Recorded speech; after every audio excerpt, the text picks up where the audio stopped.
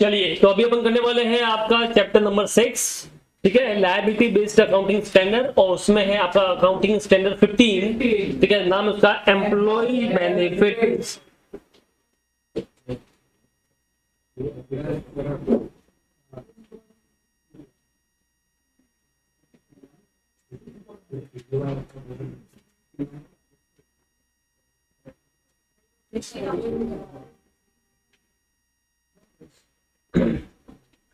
कितने मार्क्स का क्वेश्चन आ सकता है सर? 4 to 5 मार्क्स, ठीक है। ये पहले नहीं था सिलेबस में, अभी आपका ऐड किया गया है, ठीक है। उसके हिसाब से इसमें से क्वेश्चन आने के चांस तो है, ठीक है, बट अगर देखा जाए तो इसमें बहुत टाइम लगता है अगर करना है डिटेल में तो, बट अपन मार्क्स के हिसाब से देखेंगे तो इसमें इतना टाइम देंगे नहीं, इतना आपको देना है। आपको जो टाइम देना है मैंने बताया था कि आपको इन चैप्टर में देने का है, इसमें आपको इतना नहीं देने का है, ठीक है। इसमें जो ऐसे में क्वेश्चन दे रखे हैं, जो इलस्ट्रेशन है वो आप अच्छे से कर लो, ज्यादा ऐसा एकदम डीपली करने का काम अपने को नहीं है, ठीक है। बट अदरवाइज इसमें 8-10 घंटा भी कम पड़ता है, और लेक्चर लूंगा तो 6 to 7 आवर्स जाएंगे, बट अपने को इतना डीप में काम नहीं है। जो कॉन्सेप्ट है, जो एग्जाम के हिसाब से इंपॉर्टेंट है, वही आप कीजिए, ठीक है। चलो, वैसे नॉलेज सारा बताऊंगा क्या क्या होता है, देख लो। ये क्या बोलता है कि एम्प्लॉइज को जो आप बेनिफिट देते हो उसकी अकाउंटिंग आप कैसे करोगे, ठीक है। तो सबसे पहले आपको समझना पड़ेगा what is the meaning of employees, बाद में बात करते हैं। मेरा एम्प्लॉय कोई कब बनता है मुझे बताइए। फॉर एग्जाम्पल मान लेते हैं कि अब मैं मान लो अपना प्रैक्टिस कर रहा हूँ, ठीक है, और मैं सीए हूँ, तो कोई मेरे पास में आ गया कि सर मुझे अपना इनकम टैक्स रिटर्न भरने का है। मैंने बोला भर देंगे, कोई दिक्कत की बात नहीं है। तो उसने बोला ठीक है सर, कितना पैसा लोगे? मैंने बोला 5,000 रुपए। उसने बोला ओके सर, ठीक है। तो क्या मैं उसका एम्प्लॉय हो गया? क्यों नहीं हुआ? नहीं तो एम्प्लॉय कब बोलेंगे आप? देखो,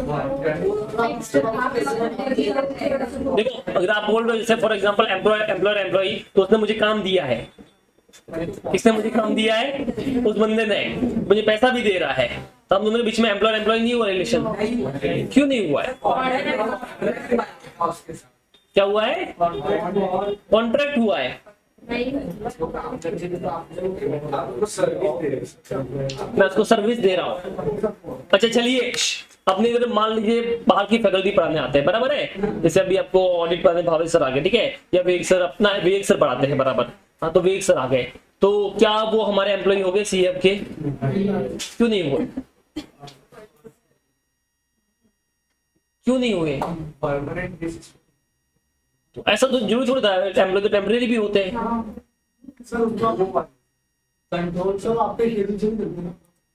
ना, ऐसा क्या बोला? अच्छा, वेरी गुड। मतलब अपना एम्प्लॉय कब होता है, ध्यान से समझना, जब आप इन क्वेश्चन के आंसर आप अपने हिसाब से करा सकते हो। When to do, what to do and how to do, simple. अगर मैं किसी को ऐसे करा सकता हूं तो मेरा क्या हो गया? एम्प्लॉय। समझिए, जैसे मान ले कोई फैकल्टी है, ठीक है, ठीक है, मान लेते कोई फैकल्टी है अपनी, और 2 वे से होती है। जैसे अभी मैं सर को लेके आया तो उसने बोला मैं ऑडिट पढ़ाऊंगा, मेरा ये टाइमिंग रहेगा, मैं इतने बजे आऊंगा, इतने टाइम में खत्म करूंगा, ये मेरा सैलरी रहेगा या जो भी पैकेज रहेगा मेरा ये रहेगा। मैंने बोला ओके सर, तो वो अपने एम्प्लॉय नहीं हुए, ठीक है, क्योंकि कैसे करना है, कब करना है, वो अपने को बता रहे हैं, हम उसको नहीं बता रहे।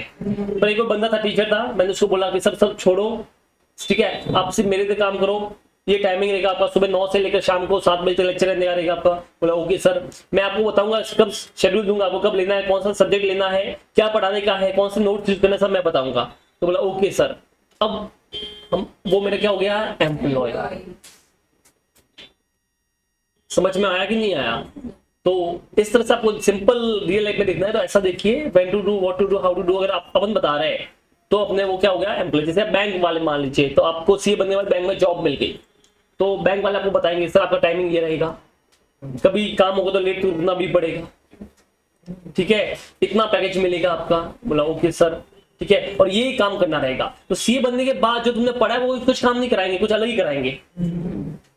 समझ में आया कि नहीं आया? तो क्या करना है वो भी तुमको वो बताएंगे, कैसे करना है वो भी बताएंगे, और कब करना है वो भी बताएंगे। तब ये अपन रिलेशनशिप ऐसी का बोलते हैं एम्प्लॉयर एम्प्लॉय। अब मैंने बताया था एग्जांपल था स्टार्ट में कि मान लो कोई इनकम टैक्स रिटर्न भरने आया मेरे पास बंदा, तो मुझे बोला सर इनकम टैक्स रिटर्न भर के दे दो। मैं बोला ओके, तो मुझे ऐसा नहीं बोल सकता सर अभी का भी भर के दो यार, सर रात को 10 बजे अच्छा मुहूर्त है 10 बजे भरना। अच्छा सर आप कौन सा सॉफ्टवेयर यूज कर रहे हो? मैंने बोला विनमैन। नहीं सर विनमैन नहीं चाहिए मुझे, मुझे एक काम करो आप ये ओरेकल का सॉफ्टवेयर कोई है उसमें आप भर के दो। समझ में आया कि नहीं आया? तो क्या वो मुझे सिखाएगा कि ऐसा काम करना है? नहीं, मैं बोले भाई तुझे चाहिए मैं भर के दे दूंगा, बात खत्म हो गई। तूने मुझे काम दिया है, मैं उस काम को करके देगा, कैसे करना है, कब करना है, क्या करना है, वो मैं अपना डिसाइड करेगा। तू मत बता मुझे, तेरा काम हो जाएगा। समझ में आया कि नहीं आया? तो एक चीज होती है इसे बोलते हैं कॉन्ट्रैक्ट ऑफ सर्विस, एक होती है कॉन्ट्रैक्ट फॉर सर्विस। समझ में आया कि नहीं आया? तो ये चीज अपने को एम्प्लॉयर एम्प्लॉय के बारे में बताएंगे, ठीक है। अच्छा अब मुझे बताइए यहाँ पे कि यहाँ पे हम जो एम्प्लॉय को पेमेंट कर रहे हो, ठीक है, जो बेनिफिट दे रहे तो क्या कौन कौन से बेनिफिट की बात करेंगे? तो यहाँ पे एम्प्लॉय को जितने भी बेनिफिट मिलने वाले हैं वो सारे के सारे बेनिफिट यहाँ पे कवर होते हैं, बट एक कवर नहीं होता, उसका नाम है शेयर बेस्ड पेमेंट। कौन सा कवर नहीं होता? इसे बोलते हैं ईसॉप। क्या बोलते हैं इसको? एम्प्लॉय स्टॉक ऑप्शन प्लान, ठीक है। तो इसमें क्या होता है हम एम्प्लॉय को शेयर्स देते हैं, तो उसको यहाँ पे कवर नहीं करना है बिकॉज यहाँ पे गवर्नमेंट ने अलग से गाइडलाइंस इश्यू कर रखी है, तो आप उसको फॉलो करते हो। सीए फाइनल में आपके पास में सेपरेट इंड एएस है तो अलग बात है, बाकी सीए इंटरनो का अलग से एएस नहीं है आपके पास में, तो गवर्नमेंट की अलग से गाइडलाइंस है तो हम उसको फॉलो करेंगे। बाकी जितने भी बेनिफिट आप दे रहे हो अपने एम्प्लॉय को, salary, bonus, PF, gratuity fund, जो भी दे रहे हो वो सब की अकाउंटिंग कैसे करना है ये आपको एएस बताएगा। अब सर आ गया एम्प्लॉय की बेनिफिट की बात करते हैं।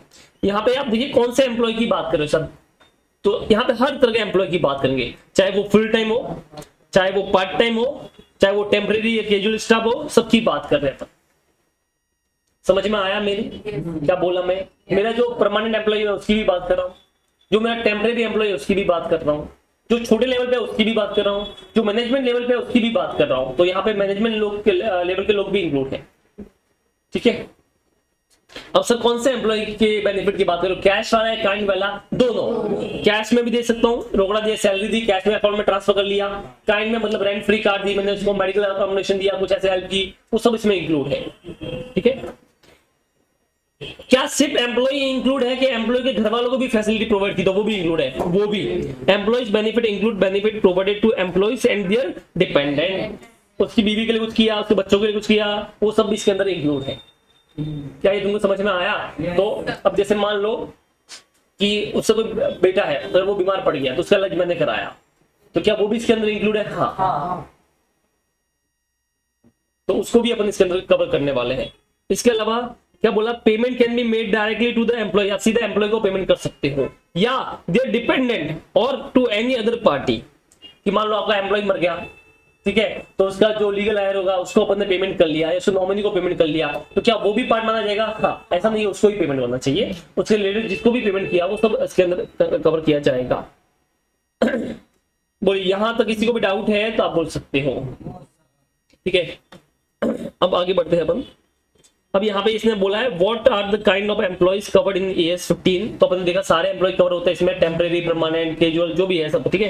Weather formal employer employ relationship is necessary और not for the benefit to be cover under this standard. तो रिलेशनशिप की बात कर रहे हैं अपन, तो क्या कॉन्ट्रैक्ट ऑफ सर्विस और कॉन्ट्रैक्ट फॉर सर्विस दोनों सेम होते हैं, अलग होते हैं? तो ये देखो ये यहाँ पे इसने समझाया है, ठीक है। तो जहां पे कॉन्ट्रैक्ट ऑफ सर्विस होगा वहां पे तुम्हारा एम्प्लॉयर एम्प्लॉय का रिलेशनशिप होगा, जहां पे कॉन्ट्रैक्ट फॉर सर्विस होगा वो वाला नहीं, वो तो प्रोफेशनल होता है ना अपना, वो होता है। तो ठीक है, चलिए आगे बढ़ते हैं इसमें।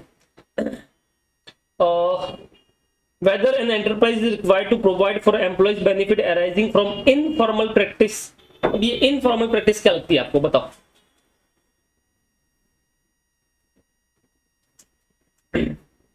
क्या लगता है आपको? जैसे यहाँ पे एक चार्ट दे रखा था, ये रहा।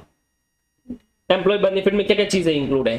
फॉर्मल प्लान अग्रीमेंट, जो आपके बीच में अग्रीमेंट हुआ है कि मैं तुझे इतना सैलरी दूंगा, इतना पीएफ दूंगा, इतना ग्रेच्युटी दूंगा, वो तो इंक्लूड है ही है। इसके अलावा इनफॉर्मल प्रैक्टिस, यानी कि जो आपने उसको बताया नहीं था, बोला नहीं था, पर आप दे रहे हो। बोनस, दिवाली पे आपने कुछ दे दिया। आपको पता है एक सूरत में डायमंड कंपनी है जो अपने एम्प्लॉय को कार, घर, फ्लैट वगैरह सब दे देती है, नहीं सुनना कभी बहुत बड़ी बड़ी कार दे देती है उनको, ठीक है, और कभी फ्लैट दे देती है, ऐसे कर लेती है, पर वो कभी पहले से बोलती नहीं है कि मैं ऐसा दूंगी। समझ में आया? तो वो बताओ क्या उसके अग्रीमेंट में था? नहीं, वो अपने हिसाब से देती है, जो लेवल लगता है उसको, ये अच्छा काम कर रहा है, किसी को डायमंड रिंग दे दिया, किसी को फ्लैट दे दिया, किसी को कार दे दिया, किसी को बाइक दे दिया, किसी को फ्रिज दे दिया, छोटे मोटे को को फ्रिज दे देती है। तो डिपेंड, तो ऐसा कोई फिक्स नहीं है इसको इतना मिलेगा, इसको इतना मिलेगा। तो क्या वो भी इसके अंदर इंक्लूड है? यस। समझ में आया? तो ऐसा नहीं कि आपने डिसाइड किया वही इसके अंदर इंक्लूड है। आप कोई भी बेनिफिट दे रहे हो अपने एम्प्लॉय को, वो सारा इसके अंदर इंक्लूड है, चाहे वो फॉर्मल होगा या इनफॉर्मल होगा, दोनों चलेगा। या मान लीजिए कुछ लेजिस्लेटिव रिक्वायरमेंट हो गया, गवर्नमेंट ने कुछ बोलेगा अपने एम्प्लॉय को इतना दीजिए आप, लीगल रिक्वायरमेंट हो गया, तो क्या वो भी इसके अंदर इंक्लूड होगा? यस, वो भी आपको कवर करना है। जैसे मान लो अपना एम्प्लॉय को डिसेबल हो गया, तो गवर्नमेंट ने बोला कि भैया आपकी कंपनी से इसको 10 लाख रुपए देना पड़ेगा।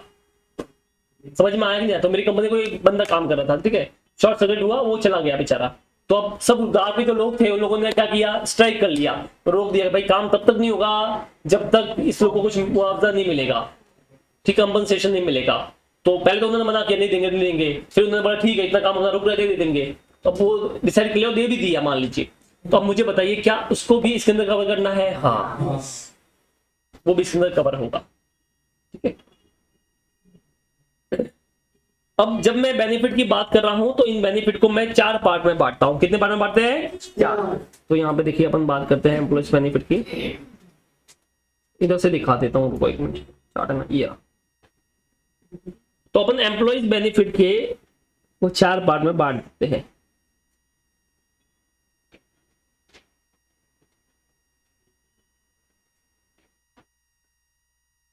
सबसे पहला जो है उसे बोलते हैं शॉर्ट टर्म एम्प्लॉयज बेनिफिट। क्या बोलते हैं उसको? दूसरे को बोलते हैं लॉन्ग टर्म एम्प्लॉयज बेनिफिट। तीसरे को बोलते हैं post employment benefit. And last one तुम्हारा जो है उसे बोलते हैं टर्मिनल बेनिफिट या टर्मिनेशन बेनिफिट, ठीक है।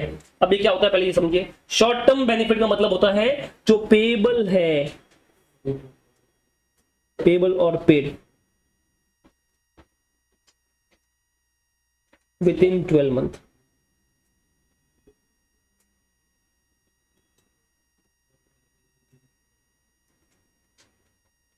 जो आपने या तो पेड कर लिया है या तुम्हारा पेबल है विद इन द 12 मंथ। तो जैसे आपका साल खत्म होगा उसके 12 मंथ में जो पेबल होगा या पे कर लिया आपने, वो सारा इसके अंदर इंक्लूड होता है।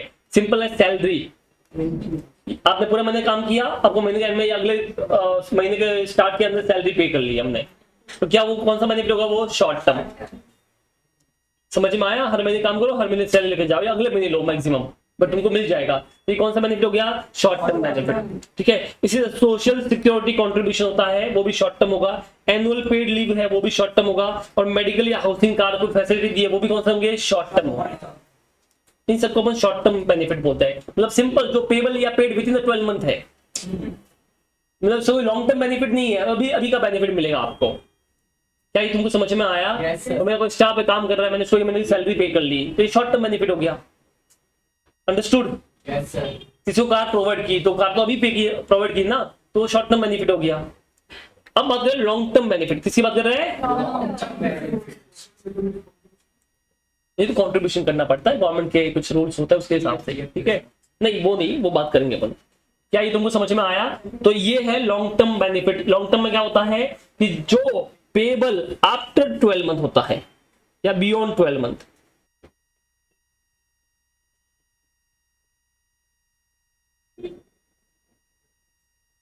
अब ये आफ्टर 12 मंथ कौन सा होता है कि मान लो अगर आपने मेरी कंपनी में 5 साल कंप्लीट किए तो आपको एक अवार्ड मिला जाएगा। उस अवार्ड में आपको 5 लाख रुपए का कैश प्राइज दिया जाएगा। समझ में आया कि नहीं आया? तो ये जो है कि शॉर्ट टर्म है कि लॉन्ग टर्म है? Long term. समझ में आया कि नहीं आया? मान लेते हैं मेरा कोई एम्प्लॉई है, अगर उसको कोई डिसेबिलिटी होगी उसकी, तो आप ऑफिस में काम कीजिए, आपको करने को दिया जाएगा, बट आपको इतना पैसा एक्स्ट्रा भी मिलेगा। समझ में आया कि नहीं आया? ये कौन सा हो गया? Long term. इन्हें बोलते हैं लॉन्ग टर्म बेनिफिट। क्या बोलते हैं इनको? अब ये जो दोनों बेनिफिट है, शॉर्ट टर्म और लॉन्ग टर्म, ये दोनों तब मिलते हैं जब आप एंटरप्राइज में काम कर रहे हो। समझ में आया कि नहीं आया? मतलब आप अभी भी एंटरप्राइज में बने हुए हो। अब हम उनकी बात करें जब आप एंटरप्राइज में बने हुए होते, अब आप एंटरप्राइज छोड़ के जा चुके हो या जा रहे हो, जो भी है, अब आप एंटरप्राइज में नहीं हो। ठीक है। तो अब इनको दो पार्ट में बांटते हैं। पहले को तो बोलते हैं पोस्ट एम्प्लॉयमेंट बेनिफिट, क्या बोलते हैं इसको, और दूसरे बोलते हैं टर्मिनल बेनिफिट, क्या बोलते हैं इसको। पोस्ट एम्प्लॉयमेंट का मतलब क्या होता है कि आपने अपनी कंपनी छोड़ दी, ठीक है, और उसके बाद भी आपको कंपनी कुछ चीज की फैसिलिटी प्रोवाइड कर रही है, कुछ पेमेंट कर रही है। फॉर एग्जांपल ग्रेचुटी, क्या आपने अपना टाइम पूरा कर लिया तो कंपनी बोलती है ये लो सर आपका ग्रेचुटी पूरा एक साथ में या हर महीने मिलेगा आपको, ये हो गया। पेंशन सुना कि नहीं सुना, क्या आपने अपना सर्विस पूरा किया है तो ये इतना आपको पेंशन मिलेगा। खासकर मिलिट्री वालों को दिखा होगा आपने कि वो मिलिट्री में कुछ साल कर लिया उसके बाद उनको लाइफ टाइम पेंशन मिलती है। गवर्नमेंट एम्प्लॉय जो होते हैं उनको पेंशन मिलती है। तो ये बताओ क्या ये पेंशन एम्प्लॉयमेंट में होता है तब मिलती है, एम्प्लॉयमेंट के बाद में मिलती है, ठीक है। कुछ मेडिकल फैसिलिटी भी होती है, बहुत लोग कुछ इलाज करा देते हैं, जब बाद में जरूरत पड़ेगी तब बुढ़े हो गए तो कोई नहीं हम कराएंगे आपका। टाटा ट्रस्ट जो है वो ऐसा करती है, वो अपने एम्प्लॉय को क्या करती है, उनकी लाइफ टाइम तक देती है। जैसे भाई आप काम करो तो अलग बात है, काम रिटायर होने के बाद भी अगर तुम्हारी कोई हेल्प नहीं करेगा, तुम्हारे बच्चे नहीं करेंगे तो हम करेंगे, हम आपके लिए है। तो ये कौन सा हो गया, पोस्ट एम्प्लॉयमेंट बेनिफिट। क्या ये तुमको समझ में आया। नॉर्मली पोस्ट एम्प्लॉयमेंट बेनिफिट जो आपकी सर्विस पीरियड डिसाइड हुआ था उसके बाद मिलता है। अब एक और चीज है जो बेनिफिट आपको मिलता है बट कंपनी में होते हुए नहीं मिलता, कंपनी में निकलने के बाद मिलता है, ठीक है। बट ये वाला जो है इसे बोलते हैं टर्मिनल बेनिफिट, क्या बोलते हैं इसको। ये क्या होता है ये समझिए कि मान लेते हैं मेरी कंपनी में तुम सब लोग काम कर रहे हो, तुम सब लोग मजदूर हो, ठीक है। तो हम लोगों ने मिलकर कंपनी बड़ी बनाई है। अभी तब तो प्रॉफिट बहुत हो रहा था तो मैंने सबको हायर कर लिया।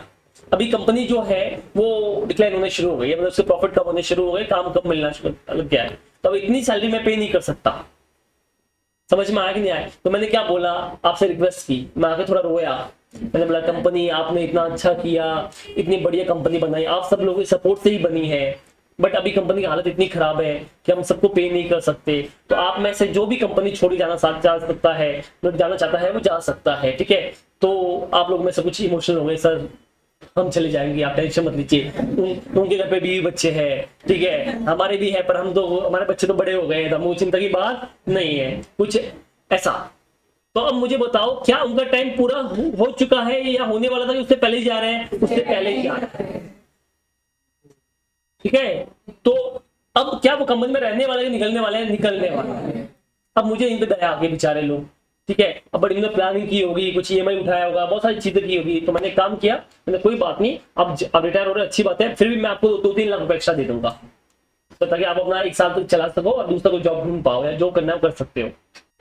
इसे बोलते हैं टर्मिनेशन बेनिफिट, क्या बोलते हैं इसको, और इसको बोलते हैं वॉलंटरी रिटायरमेंट, क्या बोलते हैं इसको, ठीक है, या रिट्रेचमेंट भी बोलते हैं कि भाई वहां पे अपने एम्प्लॉय को कम कर लिया, तो जब कम करेंगे तो मुझे पता है ये गुस्सा हो सकते हैं, तो उसके इसमें मैंने उनको थोड़ा पैसा दे दिया साथ में। अब आप नोटिस कीजिए सेकंड और थर्ड और फोर्थ जो है ये कंपनी में जाने के मतलब रिटायर होने के बाद या कंपनी छोड़ने के बाद हम आपको दे रहे हैं, और फर्स्ट जो सेकंड है वो कंपनी में रहते हुए दे रहे हैं। क्या ये तुमको समझ में आया। तो मोटा मोटी इस में हम चारों की बात करने वाले हैं। इसमें से जो स्टार्टिंग के 2 है वो तो बहुत इजी है, वो बात कर रहे हैं अपन। अभी लीव के ऊपर आएंगे थोड़ा सा 2 मिनट के बाद।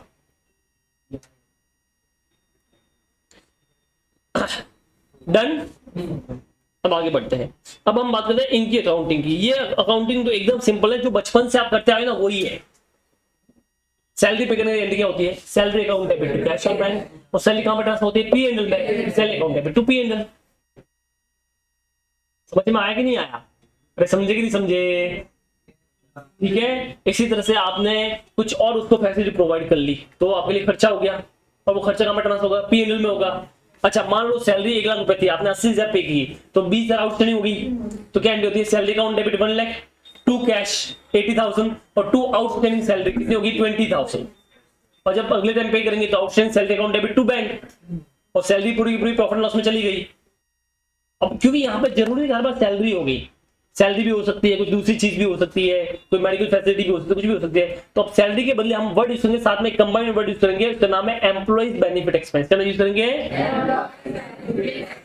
सिंपल से एंट्री पास नहीं है, employee benefit expense account debit to cash, ठीक है। और आउटस्टैंडिंग है तो टू आउटस्टैंडिंग एक्सपेंस, एडवांस में दे दिया, प्रीपेड कर लिया है तो प्रीपेड की एंट्री पास कर लो, और ये कहां पर ट्रांसफर होगा, P&L में। बस इन दोनों में यही है, कुछ भी नहीं है। क्या ये तुमको समझ में आया, ठीक है। हाँ अब AS15 क्या बोलता है कि शॉर्ट टर्म एम्प्लॉय बेनिफिट और लॉन्ग टर्म एम्प्लॉय बेनिफिट में आपको कोई भी डिस्काउंटिंग फैक्टर यूज नहीं करना है, मतलब कोई प्रेजेंट वैल्यू निकालने का काम नहीं है, क्योंकि आप कुछ टाइम में पे करने वाले हो, तो उसका अपने को चिंता इतनी करनी ही नहीं है, ठीक है। तो कुछ भी यहाँ पे डिस्काउंटिंग फैक्टर वगैरह निकालने का काम नहीं है, सिंपल जैसे आप एंट्री पास करते हो नॉर्मली वैसे ही पास करनी है। मजा तो बाद में आएगा, ये पोस्ट एम्प्लॉय में मजा आएगा, पहले यहाँ तो समझ में आया तुमको। तो ये तो बड़ी सिंपल सी एंट्री है, इसमें कुछ भी इतना खास है ही नहीं, ठीक है। तो चलो इसकी ये देख लेते हैं, ये वाला एक इलस्ट्रेशन है, इसके ऊपर ये देखो, entity XY is required to pay salary of 2 crore. कितनी सैलरी है इसकी बेटा? 2 crore for the year 11-12। It is actually paid a salary of 1.9 crore up to 31st March and the balance in April 2012. Determine the actual cost to be recognized in the year 11-12 and any amount to be shown through the balance sheet. तो अब बताइए क्या entry होती है normally? Salary account debit, तो हम उसको simple है सैलरी ना बोल के अपन सिंपल एक वर्ड यूज करते हैं, employees benefit expense account debit, बराबर है। अब यहां पे हमने टू कैश या टू बैंक कितना पे किया है? 1.9। समझिए सैलरी जो थी वो 2 CR की थी, हमने टू बैंक जो पे की है 1.90 की है, तो बची हुई क्या होगी? आउटस्टैंडिंग, ठीक है, आउटस्टैंडिंग एम्प्लॉय बेनिफिट।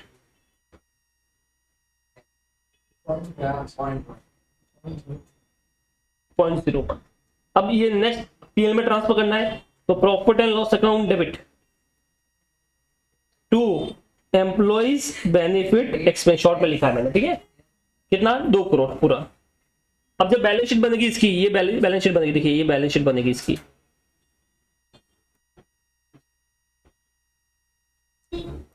अब देखिए ये इसकी बैलेंस शीट बन रही है, तो क्योंकि ये आउटस्टैंडिंग है तो ये लायबिलिटी आएगा कि नहीं आएगा? आएगा। तो ये आउटस्टैंडिंग एम्प्लॉइज बेनिफिट कितना आएगा? 0.10, 10 लाख रुपए का। रोजी करोड़ में लिखा है तो 10 लाख का। क्या ये तो आपको समझ में आया? तो इसने हालांकि एंट्री वेंट्री कुछ पूछा नहीं है, इसने सिर्फ ट्रीटमेंट पूछा है, तो सिंपल बोलते हैं टोटल एक्सपेंस 2 करोड़ का हो गया, और जो बचा हुआ 10 लाख है वो एज अ लायबिलिटी अपन शो कर लेंगे, अनपेड मतलब आउटस्टैंडिंग। बोलिए क्या ये आपको समझ में आया? किसी को भी डाउट है तो आप बोल सकते हो। सबको समझ में आया? पक्का? चलिए फिर आगे बढ़ते हैं। ये हो गया, कौन सा हो गया? इलस्ट्रेशन नंबर 3 हो गया। 1 और 2 तो बता चुका हूँ, थियरी वाला था, बराबर ना। ये देखिए इलस्ट्रेशन 2 और 1 अपन ऑलरेडी पढ़ चुके हैं, थियरी वाला था। तो 1, 2, 3 हो गया। किसको डाउट है इसमें तो आप बोल सकते हो। एनीवन?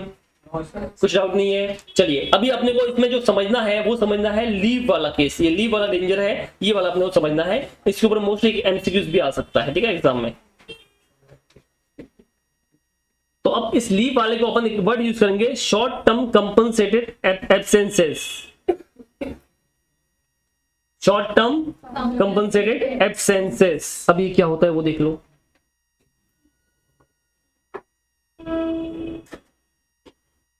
एब्सेंस का मतलब सिंपल मतलब है लीव। अब ये 2 तरह की होती है, एक होती है एक्यूमुलेटेड या एक्यूमुलेटिव।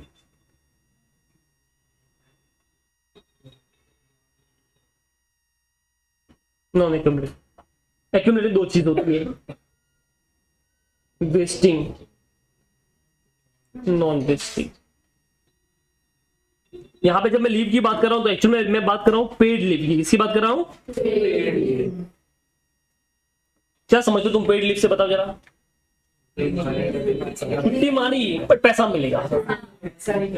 हाँ, अब ये जो बड़ी बड़ी कंपनियां होती है, छोटी मोटी कंपनियां ऐसा करती है, वो क्या कहते हैं अपने एम्प्लॉय को खुश करना है उसको। तो क्या बोलती है पता है कि तू साल में मान लो 365 डेज होता है, तो जो आपकी सैटरडे संडे छुट्टी होती है या संडे को जो भी छुट्टी होती है वो तो है ही है, हम उसकी बात नहीं रहे। जो गवर्नमेंट हॉलीडे है वो तो बेटा है ही है, हम उसकी भी बात नहीं कर रहे। इसके अलावा भी तुम साल की मान लो फॉर एग्जाम्पल 15 या 20 जो भी कंपनी डिसाइड करती है कि मान लो 20 लीव आप एक्स्ट्रा ले सकते हो अपने घूमने के लिए, अपने फिरने, जो करना तुम कर सकते हो, बट उस 20 दिन में लीव लोगे बट हम उसका पैसा तो क्या बात कर रहे हो सर? बिल्कुल बात सही कर रहे हैं, तुम मजे करो, हम तुम्हारे इतना सोचा। देखो जाओ बीवी के साथ घूमने जाओ, ठीक है, बच्चों के साथ घूमो, ठीक है, आराम करो घर पे, पर 20 दिन तक आप छुट्टी मार सकते हो, कभी भी हम आपका उसका पैसा काटेंगे नहीं। तो एम्प्लॉय के लिए तो मजे हो गए, पर एज ए कंपनी क्या हमारे लिए नुकसान है कि नहीं है? तो क्या हम अपने एम्प्लॉय को खर्चा नहीं कर रहे हैं। फॉर एग्जाम्पल मान लेते हैं कि मैंने उसको 1 महीने का लीव दे दिया, पेड लीव। अब उसने पूरा अगले महीने एक दिन भी वो नहीं आया, तो उसने काम तो कुछ किया नहीं है, बट क्या मुझे उसको सैलरी पूरी पे करनी पड़ेगी? हाँ। तो ऐसा एम्प्लॉय मेरी तो नुकसान है ना, तो क्या मुझे तो खर्चा बुक करना ही नहीं करना है? करना पड़ेगा। अब वो कैसे बुक करेंगे वो समझिए। अब ये जो लीव होती है 2 तरह की होती है, एक होती है एक्यूमुलेटेड और दूसरी होती है नॉन एक्यूमुलेटेड। एक्यूमुलेटेड कौन सी होती है, नॉन एक्यूमुलेटेड कौन सी होती है, वो समझिए। नाम से पता चलता है कि अगर मान लीजिए कि आपने जिस साल मैंने बोला है कि यहाँ पे इस साल में आपको 20 लीव मिलेगी और आपने वो 20 लीव नहीं ली, तो ये लीव फ्यूचर में आपकी कंपलसरी हो जाएगी, तो आप आगे फ्यूचर में ले सकते हो। ठीक है, इसे बोलते हैं एक्यूमुलेटेड लीव। क्या बोलते हैं इसको? Accumulated leave. और दूसरी होती है नॉन एक्यूमुलेटेड। उसमें क्या होता है कि आपने अगर इस साल नहीं ली तो अगले साल नहीं मिलेगी भैया, वो अगले साल उस साल की मिलेगी। अभी ये वापस कैरी फॉरवर्ड हो सकती, भूल जा, खत्म। समझ में आया कि नहीं आया? ठीक है, चलिए फिर तो मान लेते हैं फॉर एग्जांपल एक एम्प्लॉय है मेरा, ठीक है, सिद्धार्थ। ठीक है, उसको मैंने क्या बोला कि तू पूरे साल में 10 लीव ले सकता है। कितना ले सकता है? 10 लीव। और उस भाई ने सिर्फ 8 ही लीव ली, तो बच गई 2 लीव। ठीक है, अगर मैं बोलता हूं एक्यूमुलेटिंग वाला रूल है अपने इधर, तो अब नेक्स्ट में इसको 10 मिलेगी प्लस 2 और वो एक्स्ट्रा मिल जाएगी, इसकी पास में 12 हो जाएगी। अगर मैं मतलब नॉन एक्यूमुलेटिव है तो ये 2 जो नहीं ली वो गई, खत्म। अब नेक्स्ट ईयर कितनी मिलेगी? 10 ही मिलने वाली है, वो 2 जो एक्स्ट्रा थी वो कैरी फॉरवर्ड होने वाली नहीं है। क्या ये तुमको समझ में आया? yes. तो अगर वो चीज कैरी फॉरवर्ड नहीं होगी तो बढ़िया होगा। जो नहीं ली, जो ले ली वो तो ठीक है, बट जो नहीं ली क्या आप उसका कुछ भी करने का है? नहीं, क्योंकि वो फ्यूचर कभी कंपलसेट होने वाली नहीं है। तो अगर नॉन एक्यूमुलेटेड है तो क्या हम कुछ भी प्रोविजन क्रिएट करने का काम है? नहीं, खत्म होगी बात, सब खत्म हो गया, कुछ नहीं करना, भूल जाओ। मजा तब आएगा जब क्या होगी? एक्यूमुलेटेड। क्योंकि अब अगले साल ऐसा होने वाला है कि वो कम काम करेगा बट हमको पेमेंट उसको पूरा करना पड़ेगा। समझ में आया कि नहीं आया? इस केस में क्या होगा? अच्छा, ये 2 तरह होती है, एक होती है वेस्टिंग और दूसरी होती है नॉन वेस्टिंग। वेस्टिंग का मतलब होता है कि जो लीव तूने नहीं ली है, हम तुझे उतना दिन का क्या करेंगे? सैलरी पे कर लेंगे। तो मान लेते हैं कि सिद्धार्थ ने यहाँ पे कितनी लीव ली? देखो बेटा, मान लेते हैं हमने इसको 15 लीव बोला, उसने इसमें से 10 लीव तो ले ली बट 5 लीव नहीं ली है। तो जब नेक्स्ट ईयर आएगा तो 5 लीव का जो इसका सैलरी बनता है दिन का, वो 5 दिन के हिसाब से हम इसको पे कर लेंगे। समझ में आया? तो इसे बोलते हैं वेस्टिंग लीव। क्या बोलते हैं इसको? बट अगर मैं ऐसा ऑफर नहीं था, मैं बोला तुझे लीव के बदले लीव ही लेने की है, तो अब नेक्स्ट में क्या होगा बताओ? क्या मैं इसको कैश में पैसा देने वाला है कि लीव के बदले लीव मिलेगी? लीव के बदले लीव। तो नेक्स्ट में इसकी 15 लीव होगी प्लस 5 ये और होगी, तो कितनी लीव होगी इसके पास में? 20। अब कंपनी कई बार इसमें रेस्ट्रिक्शन लगा सकती है, ये लीव तू इतने साल तक कैरी फॉरवर्ड कर सकता है, इससे एक्स्ट्रा कर सकता। मान लो मैंने बोल दिया तू सिर्फ इस लीव को 1 साल तक कैरी फॉरवर्ड कर सकता है, इससे आगे नहीं कर सकता है। तो ऐसा नहीं कि वरना तो क्या करेगा कि मान लो फर्स्ट में लीव नहीं ली, सेकंड में ली, थर्ड में ली, फिर फोर्थ में एक साथ में सारी लीव ले लेगा, पता चला 6 महीने बंदा गायब हो गया, हमको सैलरी पूरी पे करनी है। तो मुझे पता है कि लोग ऐसा कर सकते हैं, तो मैं क्या करता हूँ, या तो मैं उसको एक्यूमुलेट करने दूंगा ही नहीं, मैं बोलूंगा इस बार ली तो ली वरना भूल जा। फिर मुझे लगा नहीं ऐसा ज्यादा हो जाएगा, तो मैंने बोला ठीक है काम करते हैं, जितनी तू लीव नहीं लेगा उतना कैश में दे दूंगा, तो वेस्टिंग वाला हो गया। पर मैंने बोला ये कैश में क्यों लेने का? तो मैंने बोला एक काम कर, जितनी लीव तूने अभी नहीं ली है उतनी लीव तू बाद में ले लेना, बट वो 1 साल के अंदर लेना, मतलब अगले साल में लेना। अगर अगले साल में तूने नहीं ली तो भूल जा, फिर वो वेस्ट हो जाएगी, खत्म हो जाएगी। क्या ये तुमको समझ में आया? ठीक है, तो अब देखिए क्या बोलता है, accumulating compensated absences are those that are carry forward and can be used in future period if current period entitlement is not used in full। मतलब वही अभी खत्म नहीं हुआ तो अगले साल आप यूज कर सकते हो। ठीक है, अब इसमें 2 चीजें, एक तो होता है वेस्टिंग, दूसरा कौन सा होता है? Non wasting. Wasting it implies that employee are entitled to a cash payment for unused entitlement for leaving the enterprise। तो सीधी बात है, तो आपको जितना आपने यूज लीव नहीं किया है उतना डे का क्या मिल जाएगा तुमको? कैश सैलरी मिल जाएगा। Non wasting it implies that the when employee are not entitled to a cash payment for unused entitlement on leave, an obligation arises as the employee renders service that increase their entitlement to future compensated absences। इसका मतलब simple हो गया, क्या हो गया? Leave के बदले leave. ठीक है, ये दे रखा है आपको। चलिए एक क्वेश्चन है वो भी कर लेते हैं अपन, करें शुरू। yes, एग्जाम्पल दे रखा है basically, an enterprise has 100 employees who are each entered to a 5 working days for a leave for each year. कितना दिन का तुमको मिलता है? 5 साल का, मतलब 5 लीव मिलेगा तुमको। अनयूज लीव में be carry forward for 1 calendar year. जो आप यूज लीव नहीं करोगे वो आपको 1 साल तक आगे कैरी फॉरवर्ड कर सकते हो। The leave is taken first out of the current year and then out of any balance brought forward from the previous year, मतलब लीव को बेसिस। अब ये क्या बोल दिया ये समझो। मान लो एक मेरा एम्प्लॉय है, क्या है, मेरा एक एम्प्लॉय है, इसको मैंने 5 लीव का बोला था। कितना लीव का बोला था? ये भाई साहब ने सिर्फ 3 लीव ली, तो 2 लीव इसकी बच गई। तो मुझे बताओ क्या ओपनिंग में 2 लीव पड़ी कि नहीं पड़ी इसके पास में? प्लस इसके पास में 5 लीव और होगी, तो टोटल लीव कितनी होगी इसके पास में? 7। अब ये भाई ने सिर्फ मान लेते कि इस साल 4 लीव ली है। कितनी लीव ली है? ठीक है, तो कितनी लीव बच गई? 3। ऐसा नहीं करेंगे, यहाँ पे लीव 4 मेथड होगा। कौन सा होगा यहाँ पे?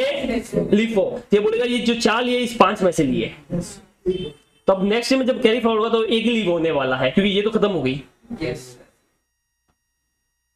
क्या होगी? ये तो खत्म हो गई, क्योंकि उसका तो 1 साल ही वैलिडिटी था, 1 साल का वैलिडिटी खत्म हो गया तुम्हारा, तो ये 2 तो गई। आपने जो 4 लीव ली है उसमें से ली है, तो अगर तुमको पूरा यूज करना था बेटा तो सिंपल बोलती है कंपनी, कितना लीव ले? 7 लीव ले ना भैया, 2 लास्ट टाइम की, इस बार की 5, तो कितनी लीव ले? 7। अगर तू 7 लीव लेना चाहे तो ले सकता है, 7 से कम लेगा तो हम लीव को मानेंगे, पहले करंट का डालेंगे और फिर ऊपर का डालेंगे।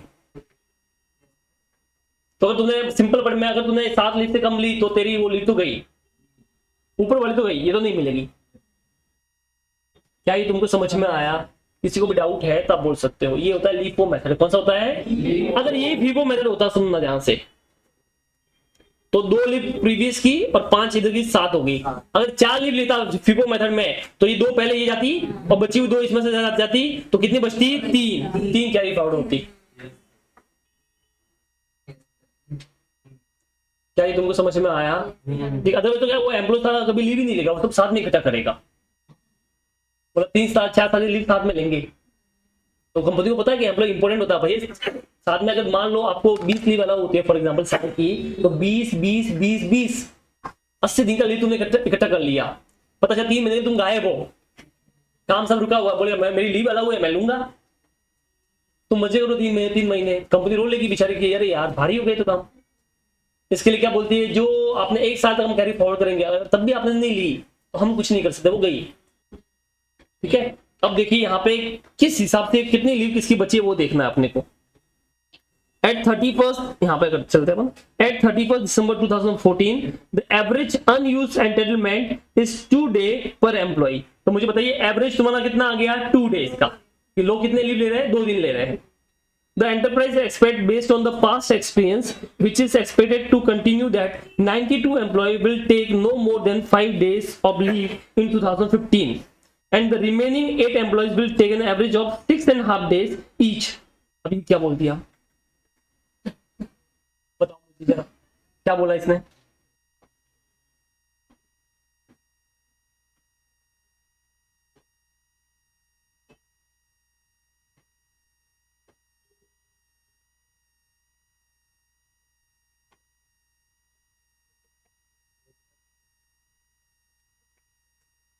चलो उससे पहले मैं कुछ समझाता हूं, उससे पहले कुछ समझ लो। ठीक है, एक बार के लिए साइड में आता है, उसको समझते हुए आपको साइड में आना पड़ेगा। साइड में आते हैं, मेरा एक ये बंदा है, इसकी सैलरी है 1000 रुपया पर मंथ। कितनी सैलरी इसकी? तो इंटू 12 महीने काम किया इसने, 12,000 की सैलरी देनी है। मैंने इसको बोला तुझे 1 महीने का लीव मिलता है। कितना मिलता है? पेड लीव मिलेगा 1 महीने का तेरे को। बोला क्या बात कर रहे हो सर? मैंने बोला बिल्कुल 1 महीने का पेड लीव मिलेगा। उसके बाद ठीक है सर, ठीक है सर। इस बंदे ने 1 दिन की छुट्टी नहीं ली, पूरे काम किया, क्योंकि मैंने इसको बोला था ये तुझे लीव अगले साल पे कैरी फॉरवर्ड होगी। तो बंदे को पता है कि मुझे अगले साल पे मेरी शादी है, तो मैं इसको क्या करेगा? कैरी फॉरवर्ड करेगा। तो इस साल इसने एक भी लीव ली नहीं। तो पहले तो मुझे बताओ, मैं जब इसको सैलरी पे करेगा इस साल की, मान लेते हैं ये 2024 है, ठीक है, और इसकी शादी 2025 में है, तो मुझे बताइए जब 2024 की मैं सैलरी बुक करेगा तो सैलरी अकाउंट डेबिट में करेगा, ठीक है, तो मुझे कितनी इसको सैलरी पे करनी पड़ेगी? क्या 12 की 12 करनी पड़ेगी? यस, क्योंकि इसने पूरा 12 महीने काम किया तो सैलरी इसको पूरे 12 महीने की मिलेगी। तो ये 12,000 का 12,000 हो गया। समझ में आया? अब जब वो अगले साल आएगा तो वो काम तो 11 महीने करेगा। कितना महीने काम करेगा? पर उसको सैलरी पूरी 12 महीने की पे करनी पड़ेगी। तो मुझे बताइए जो 1000 में एक्स्ट्रा दे रहा हूं उसको, समझ में आया कि नहीं आया? कितना एक्स्ट्रा दे रहा हूँ? चलो मान लेते मैं कैश में दूंगा, अगर मान लेते वो लीव भी नहीं लेगा, तो क्या मुझे उसको एक्स्ट्रा 1000 देना कि नहीं देना है? तो उस वो जो 1000 एक्स्ट्रा देना है वो किस चीज के बेनिफिट का देना है? जो बेनिफिट मैंने अभी उससे लिया कि अगले साल लूंगा? अभी लिया, काम तो उसने अभी इस साल किया ना। तो वो मुझे बताओ जो एक्स्ट्रा 1000 रुपए जो उसको मैं देने वाला हूँ, आपको क्या लगता है उसका प्रोविजन मुझे नेक्स्ट ईयर करना चाहिए, अभी करना चाहिए? अभी करंट ईयर में। तो मैं उसका कितना प्रोविजन बनाएगा? 1000 रुपए का बनाएगा। कितना बनाएगा? तो 1000 रुपए का मैं इसका ये प्रोविजन बनाने वाला हूं, क्योंकि वो नेक्स्ट ईयर में भाई साहब 1 महीना कम काम करेगा, क्योंकि मुझे सैलरी पूरी देनी पड़ेगी। तो मुझे बताओ अपने को प्रोविजन कब बनाना चाहिए? अभी बनाना चाहिए, अगले साल बनाना चाहिए? अभी। समझ में आया कि नहीं आया? सेम चीज यहाँ पे भी हुई है। आपके एम्प्लॉई है, आपने उनको 5 दिन का लीव का बोला है, वो लोग 2 दिन का लीव ले रहे हैं, तो 3 दिन जो बच गया है वो नेक्स्ट ईयर में 3 दिन कम काम करेंगे, बट सैलरी पूरी पे करनी पड़ेगी। तो उसका प्रोविजन कब करना चाहिए? इस साल करना चाहिए ना, इसी साल करेंगे। Same rule. क्या ये तुमको समझ में आया? अब कहानी में थोड़ा सा ट्विस्ट लेके आएंगे, अपन वहां पे चलेंगे। तो हम 31 दिसंबर 2014 को ही प्रोविजन क्रिएट करने वाले हैं। वो जो लीव का जो उस दिन काम नहीं करेंगे बट अपने को पे करना पड़ेगा, उसका प्रोविजन क्रिएट करने का। ठीक है, कितना करेंगे वो देख लो। अभी क्या बोलता है कि 92 जो एम्प्लॉइज है तुम्हारे, वो 2014 एंड 2015 की बात कर रहे हैं। ठीक है, वो बोल रहे 92 एम्प्लॉय तो 2015 में जो 5 दिन का लीव है वो भी नहीं ले पाएंगे। अच्छा पहले मुझे बताओ तुमको कितनी लीव अलाउ होती है? 5। उसमें से जो लोग लीव ले रहे हैं एवरेज वो कितना ले रहे हैं? 2। तो कितना बच गया तुम्हारे पास में? 3 लीव का प्रोविजन बच गया तुम्हारे पास में।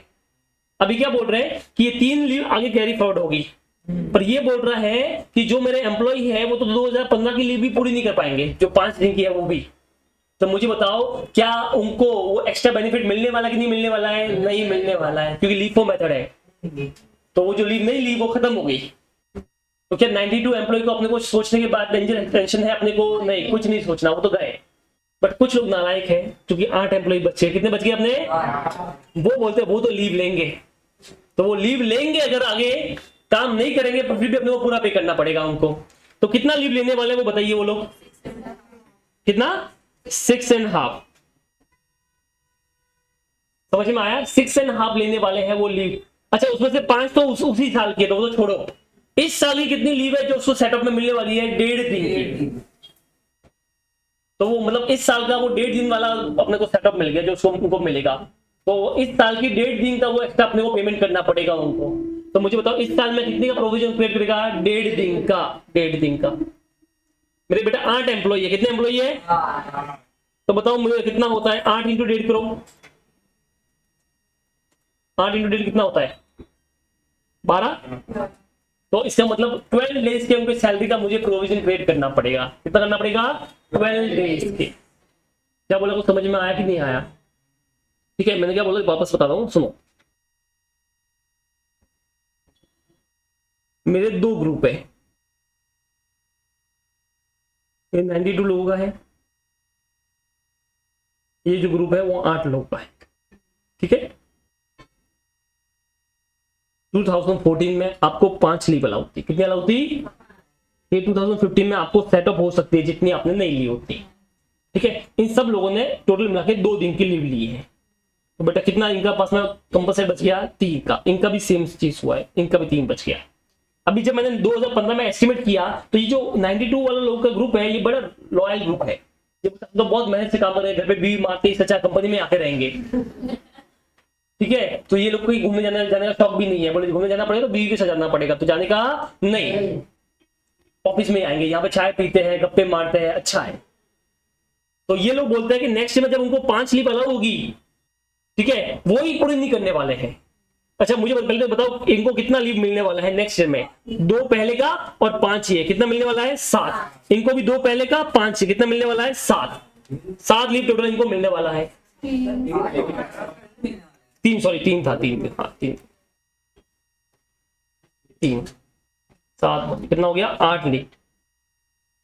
और ये कितना हो गया? 8। ये जो भी है कितनी लीव इसने ली थी? इसने बताया था ना कि 2 डेज लेता है। ठीक है, नहीं अनयूज एंटल में है तो बेटा 3 लीव ये लेते हैं। एक दूसरे ना थोड़ा सा मैं चेंज करता हूँ। हाँ बराबर करा। ये लोग 3 लीव तो ले लेते हैं, कितनी नहीं लेते हैं? 2 2 नहीं लेते हैं। 5 में से 3 लेते हैं, 2 नहीं लेते, अनयूज 2 हो गई। ठीक है, इसमें भी सेम था, 5 में से वो 3 लीव तो लीव लेते हैं, 2 नहीं लेते हैं। तो मुझे बताइए फ्यूचर में इनके पास में लीव का कंपनसेशन कितना पड़ा है? 2 का, प्लस उस साल की कितनी लीव होगी? 5, कितना हो गया? 7। इसका भी 5, 7 हो गया। अब ये लोग ऐसे हैं जो 2015 में कोई छुट्टी मारने वाले नहीं है। मान लेते अगर छुट्टी मारी भी तो 4 मारेंगे, कितनी मारेंगे? मान लेते 4 मारेंगे। तो मुझे जब मैं 4 मारूंगा तो 4 किस में से जाने वाली है? लिपो में, नीचे में से, इसमें से 4 जाएगी, तो एक तो वो भी बच जाएगी, पर जो 2 बची है वो नहीं बचेगी, क्योंकि इसका साल जो है वो एक ही साल है, तो गई। तो इसका बेनिफिट क्या है? इनको फ्यूचर में मिलने वाला है? नहीं। तो जब वो लेंगे नहीं तो अपने को टेंशन नहीं, तो अपने को इसका कोई प्रोविजन क्रिएट करने का काम नहीं है। पर इधर मजा आएगा, समझ में आया? इधर वो क्या बोलते हैं कि वो जो लीव लेंगे वो कितने लेने वाले हैं? 6.5। कितनी लीव लेने वाले हैं? एवरेज 6.5 लेने वाले हैं। तो मुझे बताओ 6.5 में से 5 तो इसमें से होगा, तो वो तो उस साल करेंगे, अभी छोड़ो। इस 2 में से कितना ले रहे हैं वो? 1.5। तो ये बताओ इस 2 में से वो कितना बेनिफिट लेने वाले हैं? 1.5, 1.5 का। तो जो मैं प्रोविजन क्रिएट करेगा कितना करने वाला है? 1.5 का पर एम्प्लॉय, इंटू मेरे पास में 8 एम्प्लॉय है, तो उनकी सैलरी होगी पर डे की, तो 8 एम्प्लॉय इंटू 1.5 कर लो, कितना होता है? 12 दिन का। तो 12 दिन का जो सैलरी रहेगा इनका, मुझे उतना दिन का वो प्रोविजन क्रिएट करना पड़ेगा।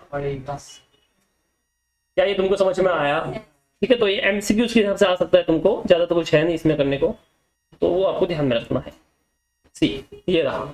तो देखो क्या होता है, the enterprise expect that it will pay an additional of 12 days of pays as a result of unused entitlement that is accumulated at 31 December 2014, 1.5 days each for 8 employees। तो 1.5 into 8 किया।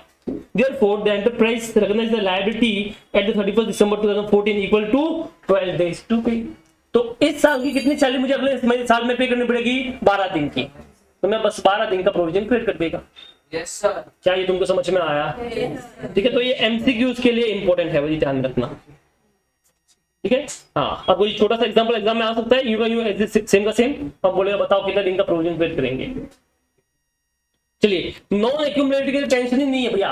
Non accumulated मतलब वो आगे कोई setup होने वाली नहीं, बात ही खत्म हो गई, मारो गोली, कुछ नहीं करना, कुछ करना ही नहीं है, भूल जाओ। क्या ये तुमको समझ में आया? ठीक है, चलिए उसके बाद अभी अपने को क्या करना है इसमें, अब सारा गेम जो है वो इसका है भैया, एग्जाम के हिसाब से भी ये इंपॉर्टेंट। इसका नाम है पोस्ट एम्प्लॉयमेंट बेनिफिट। क्या नाम है इसका? ठीक है, अब पोस्ट एम्प्लॉयमेंट का मतलब ये है कि ये बेनिफिट आपको कंपनी जब छोड़ोगे रिटायरमेंट के बाद में आपको मिलने वाले हैं। अब ये बेनिफिट 2 तरह के होते हैं। कितने टाइप के होते हैं? 2। अब 2 टाइप के कौन कौन से होते हैं पहले वो समझ लेते हैं अपन। ठीक है, एक का नाम है डिफाइंड कंट्रीब्यूशन प्लान। क्या नाम है इसका? एक का नाम है defined benefit plan. Defined contribution plan को बोलते हैं डीसीपी और इसको बोलते हैं डीबीपी। ठीक है, अभी क्या होता है डिफाइंड कंट्रीब्यूशन और डिफाइंड बेनिफिट, ये समझ लेते हैं। पहले ये समझते हैं अपन डिफाइंड कंट्रीब्यूशन प्लान जो होता है उसको समझते हैं। ठीक है, डिफाइंड कंट्रीब्यूशन प्लान का मतलब ये होता है कि मान लीजिए मेरा कोई एम्प्लॉय है, वो रिटायर होगा, ठीक है, तो उसको जो पे करना है, वो जो पे करने की लायबिलिटी होगी वो मेरी नहीं होगी।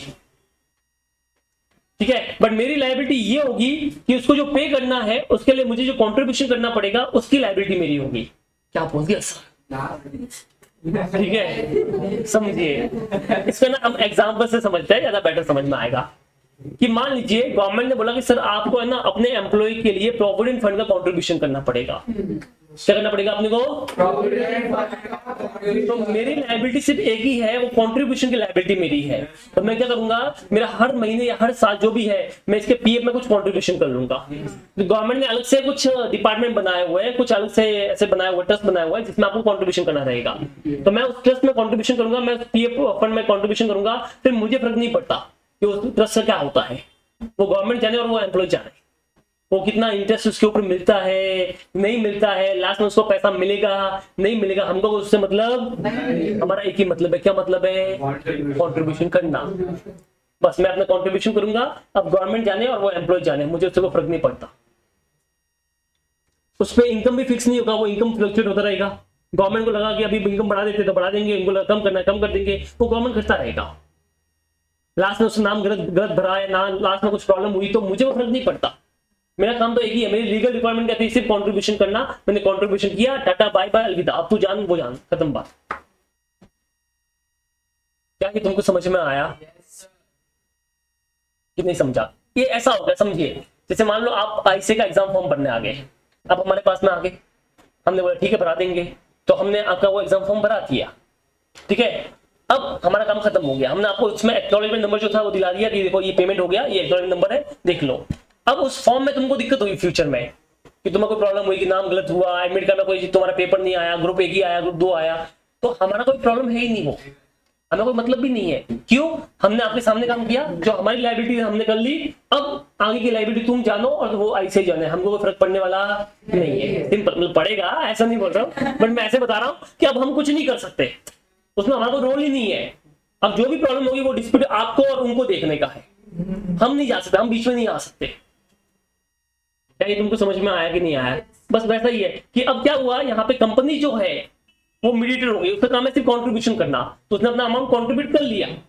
अब कल उठ के उस ट्रस्ट में कुछ गड़बड़ होती है, कुछ प्रॉब्लम होती है, कुछ इंटरेस्ट मिलता है नहीं मिलता है, उसके लिए एम्प्लॉयर जो है वो रेस्पॉन्सिबल नहीं है, क्योंकि वो एम्प्लॉयर के हाथ में ही नहीं है, किसके हाथ में है? गवर्नमेंट ऑफ इंडिया या जो भी ट्रस्ट बना उसके हाथ में है। तो अब एम्प्लॉय जाने और वो ट्रस्ट जाने, गवर्नमेंट ऑफ इंडिया जाने, एम्प्लॉयर बोलता मुझे वो फर्क नहीं पड़ता, मैं साइड में हो भैया। क्या तुमको समझ में आया? तो क्या एम्प्लॉय के हाथ में कुछ भी है यहाँ पे? नहीं, उसका एक ही काम है, डिफाइंड मतलब फिक्स। उसने पहले ही बोला था जब तू आएगा तो तुझे रिटायरमेंट में इतना पैसा मिलेगा, बट यहाँ पे एम्प्लॉयर ने कुछ कमिट नहीं किया, उसने बोला कि जो गवर्नमेंट का रूल है, जो कंट्रीब्यूशन करना है उतना मैं कंट्रीब्यूशन करेगा। अब मैंने कंट्रीब्यूशन कर लिया, अब वो पैसा तुमको मिल रहा है नहीं मिल रहा है वो मुझे फर्क नहीं पड़ता, तू जान, ये देख मैंने पे किया है, ये रिसिप्ट लेके जा, गवर्नमेंट ऑफ इंडिया के पास में जा, जो करना है तू कर, मैं बीच में नहीं आएगा, मैंने अपना काम कर लिया। हाँ, मैंने अपना काम नहीं किया तो तू बता। क्या ये तुमको समझ में आया? अंडरस्टूड? किसी को भी डाउट है इसमें तो आप बताइए। This is called defined contribution plan. क्या बोलते हैं इसको? या इसे डिफाइंड कॉन्ट्रीब्यूशन ऑब्लिगेशन भी बोलते हैं, डीबीओ भी बोलते हैं। कॉन्ट्रीब्यूशन बोलो या प्लान, ऑब्लिगेशन बोलो या प्लान बोलो, एक ही बात है, ठीक है। तो डीसीपी बोलो डिफाइंड कॉन्ट्रीब्यूशन प्लान, या डिफाइंड कॉन्ट्रीब्यूशन ऑब्लिगेशन बोलो, ठीक है, एक डीसीओ बोलो, एक ही बात है। क्या ये तुमको समझ में आया?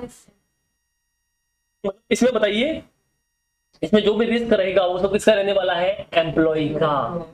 एम्प्लॉय का काम सिर्फ एक ही, कंट्रीब्यूशन करना। इसका सबसे बेस्ट एग्जांपल है प्रोविडेंट फंड, पीएफ। अब दूसरा वाला समझते हैं, इसका नाम है डिफाइंड बेनिफिट प्लान। क्या नाम है इसका?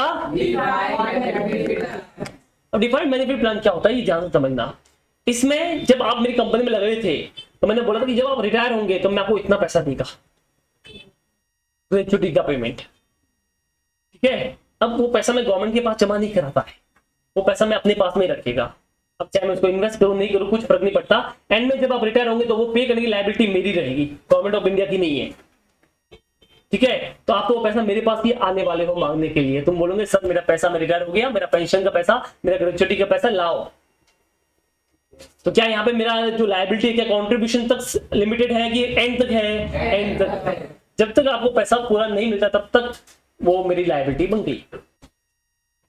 जैसे आपने हमारी क्लास में एडमिशन ले लिया तब कोर्स करने की लायबिलिटी हमारी है, आईसीए की नहीं है। समझ में आया कि नहीं आया? वैसा हो गया। तो यहाँ पे भी ऐसा ही है, जब आपने कंपनी में लगे थे तो उसने बोला था जब तू रिटायर होगा तो मैं तेरे को 50 लाख रुपए देगा। अभी कब होगा? जब तू रिटायर होगा तब देगा, या इतना पेंशन देगा तेरे को। तो मुझे बताओ जब वो बंदा रिटायर होगा उसको पे करने की लायबिलिटी किसकी होगी? एम्प्लॉयर की, कंपनी की। तो कंपनी को उतना पेमेंट उसको करना पड़ेगा। अब इसमें वो रिस्क होगी वो किसकी होगी? कंपनी की होगी। जो करना है वो कर सकता है, जो कॉन्ट्रीब्यूशन कर सकता है, बट लास्ट में उसको 50 लाख देना है, मतलब देना है, क्योंकि आपने फिक्स अमाउंट बोला है। डिफाइन का मतलब है फिक्स, कि आपने इतना बोला है तो इतना पे करना पड़ेगा। दोनों किस में फिक्स होता है? पीएफ में भी पता होता है कि इतना कॉन्ट्रीब्यूशन करना है, वो भी फिक्स है, इसमें भी पता है। बट पीएफ में एंड में कितना पे करना है उसकी लायबिलिटी किसकी होती है?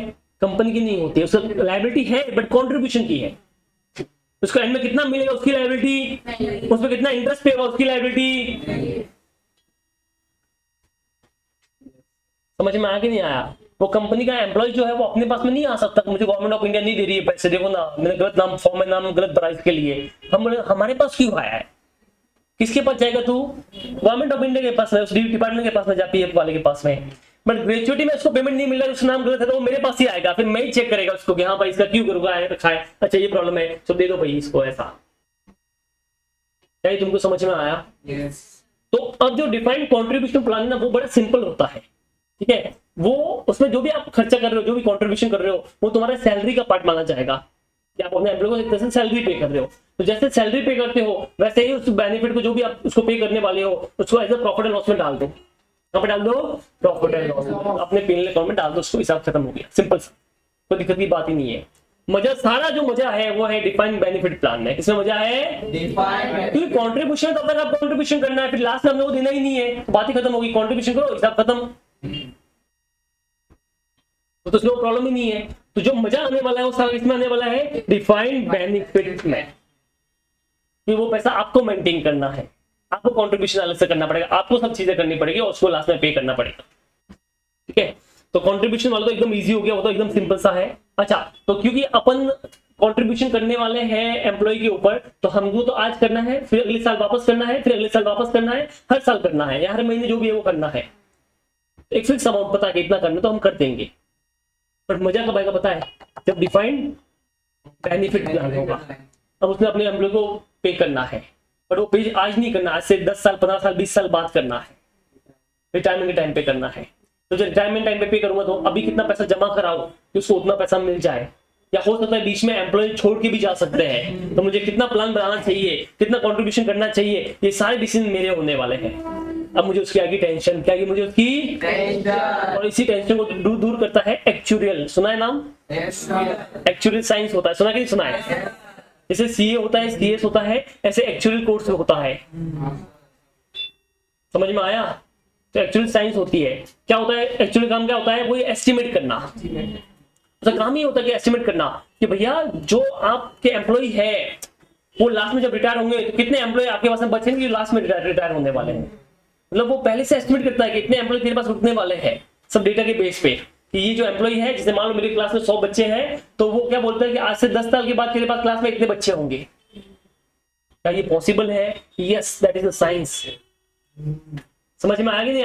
तो वो पहले से अपना एनालिसिस बताएगा आपको कि ये एंड में इसके पास में इतने आपके लोग बचने वाले हैं, इनकी सैलरी ग्रोथ इतनी होगी और इतना पैसा आपको पे करने को आएगा। तो वो सब कौन बना देगा? तुमको एक्चुअल बता के देगा। आपको पता है इंडिया में बहुत कम एक्चुअल है। कितने होंगे आपके हिसाब से?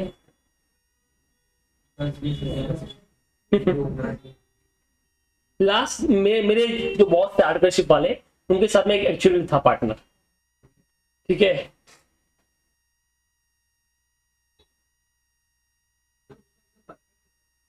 परफेक्ट तो नहीं होता, बट काफी हद तक आसपास होता है, बट वो जरूरी है क्योंकि उन्होंने वो लाइफ टाइम वही काम किया है। अब इसमें स्टैटिक्स मेंबर्स,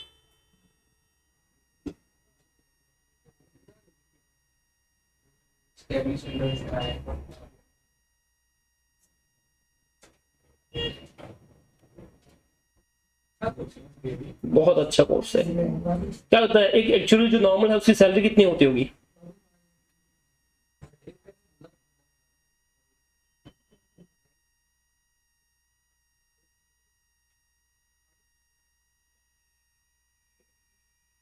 क्या उसमें शायद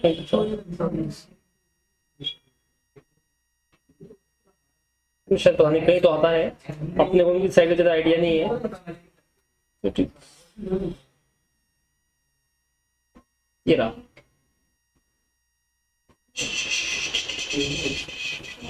31 मार्च 2023 तक टोटल मिला के जो एक्चुअल है वो फिलो मेंबर है 569, एसोसिएट है 231 और एफिलिएट हुए 3। तो टोटल मिला के मान लो स्टूडेंट भी इतने ही है, दो सॉरी कितना होता है टोटल, मान लो कितना होता है टोटल? 800 समथिंग होता है। हाँ,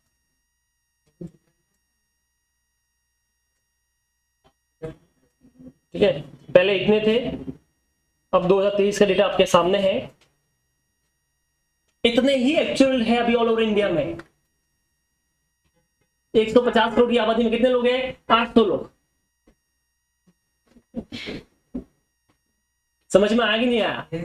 और उनमें से एक जो बंदा था वो मेरे फॉर्म में था, ठीक है। और उसका जो मुझे पता है क्योंकि इनकम इनकम टैक्स रिटर्न में फाइल करता था। रुको मैं इसको पहले ऑफिशियली नहीं करते हैं अपन। चलिए तो हाँ जी, तो अब मुझे बताइए कि अगर आप वो वाला कर रहे हो जो एस्टिमेट मैंने बोला कि आपको फ्यूचर में इतने लोग रिटायर होने वाले हैं, ये करने वाले हैं, तो ये काम किसका होता है? सब करना है एक्चुअल का। तो हमको उसके पास से रिपोर्ट लेकर आना पड़ेगा, वो अपने को सब एस्टिमेट करके बताएगा कि आपके इतने एम्प्लॉई है तो इतना पेमेंट करने को आएगा, ये होगा ये होगा, वो सब अपने को बताने वाला है। क्या ये तुमको समझ में आया कि नहीं आया? तो यहाँ पे ये डिफाइंड कंट्रीब्यूशन प्लान में तो कोई एक्चुअल रिपोर्ट चाहिए नहीं, बट जब आप डिफाइंड बेनिफिट प्लान कर रहे हो तो आपको क्या चाहिए होगा? Actual report. समझा तुमको?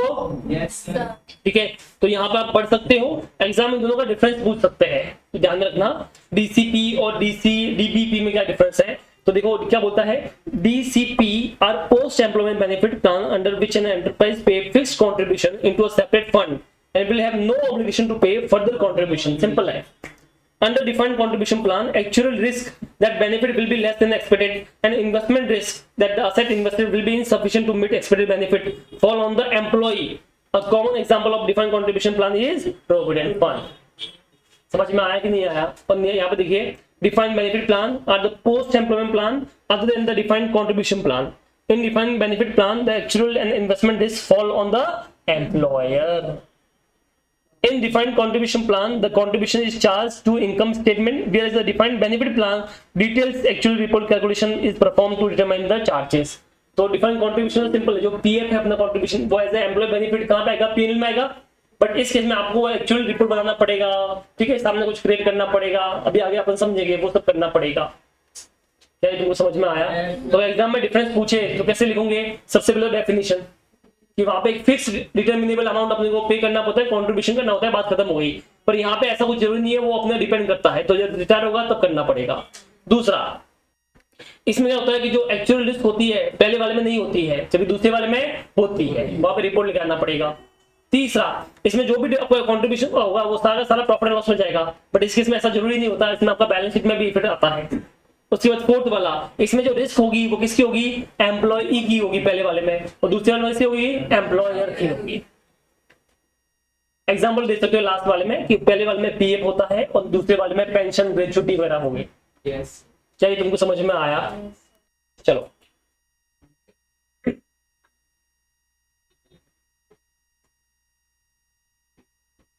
एंगेजमेंट किसका आएगा? तो बताया ना अपन ने, अरे वही तो था अपन जो पढ़ा था, एक्सपेंसेस वाला, कैश में पैसा लेके चला गया क्या? हाँ वही वही वही, ठीक है। चलो अब आगे देखिए,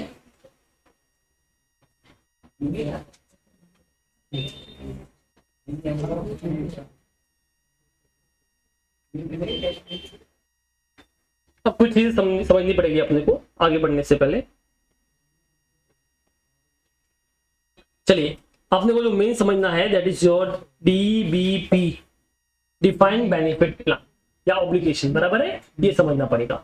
अब इसमें समझिए कि मुझे ना एट द एंड में अपने एम्प्लॉय को कुछ पेमेंट करना है। किस चीज का पेमेंट करना है? ग्रेच्युटी का, पीएफ का। तो मैं क्या करता हूँ, वो पैसा अभी से अपने पास में सेव रखना शुरू कर लेता हूँ। तो मैं उसको कहीं ना कहीं पे इन्वेस्ट करेगा, क्या करेगा? मैं इसको इन्वेस्ट, ठीक है। और जो पैसा मैं इन्वेस्ट करेगा उसको बोलते हैं प्लान एसेट। क्या बोलते हैं उसको? तो मुझे उसी में से मुझे पे करना पड़ेगा। तो अब ये प्लान एसेट क्या हो गया कि जहां जो पैसा अपन एम्प्लॉय को पे करना है, उस पैसे को अपन क्या करेंगे? हर साल कुछ कंट्रीब्यूशन करेंगे, उस कंट्रीब्यूशन को इकट्ठा करेंगे, उसको इन्वेस्ट करेंगे, और वहां से जो पैसा मिलेगा उसमें से उसको पे कर लेंगे। क्या ये तुमको समझ में आया? सेम लेकर सिंकिंग फंड, सुना है सिंकिंग फंड के बारे में? पैसा, ठीक है, अभी उसमें नहीं जाएंगे अपन, तो इस तरह से अपन करने वाले हैं। अब ये प्लान एसेट कैसे बनती है वो देख लो, ध्यान से समझना। सबसे पहले मान लेते हैं यहाँ पे मुझे इस एक बॉक्स मान लो, ये मुझे इस बॉक्स में एक करना पड़ेगा कंट्रीब्यूशन। क्या करना पड़ेगा अपने को इसमें? कंट्रीब्यूशन। तो मैं हर साल इसमें कुछ कंट्रीब्यूशन करूंगा। ये कंट्रीब्यूशन कितना भी हो सकता है, कोई फिक्स होता जो अपनी लायबिलिटी उसको लास्ट में पे करना। तो हो सकता है इस साल में कम करूं, अगले साल ज्यादा करूं, और उससे अगले साल और भी ज्यादा करूं या कम करूं, तो वो फ्लक्चुएट होता रहेगा, ऐसा कोई गारंटी नहीं है। तो जब हम कंट्रीब्यूशन करते हैं, अब क्या होगा, ये पैसा मैं कहीं ना कहीं पे इन्वेस्ट करेगा, तो मुझे इसके ऊपर इनकम मिलने वाला है। क्या मिलने वाला है उसके ऊपर? तो मैं इसके अंदर जो इनकम मिलने वाला वो प्लस कर देगा। समझ में आया? तो ये देखो, मैंने इतना कंट्रीब्यूशन किया, इसके बाद मुझे इसके ऊपर इतना इनकम मिल गया, तो ये और मेरा वैल्यू बढ़ गया। अब मुझे बताओ जब कोई एम्प्लॉय रिटायर होगा तो मैं कहां से पे करेगा, इसी में से पे करेगा। तो जब मैं इसको बेनिफिट देगा एम्प्लॉय को, इसे बोलते हैं बेनिफिट पेड। क्या बोलते हैं इसको, जब मेरा कोई एम्प्लॉय रिटायर होगा तो मैं इसको बेनिफिट देगा, तो उतना आपका कॉन्ट्रीब्यूशन ये माइनस हो जाएगा।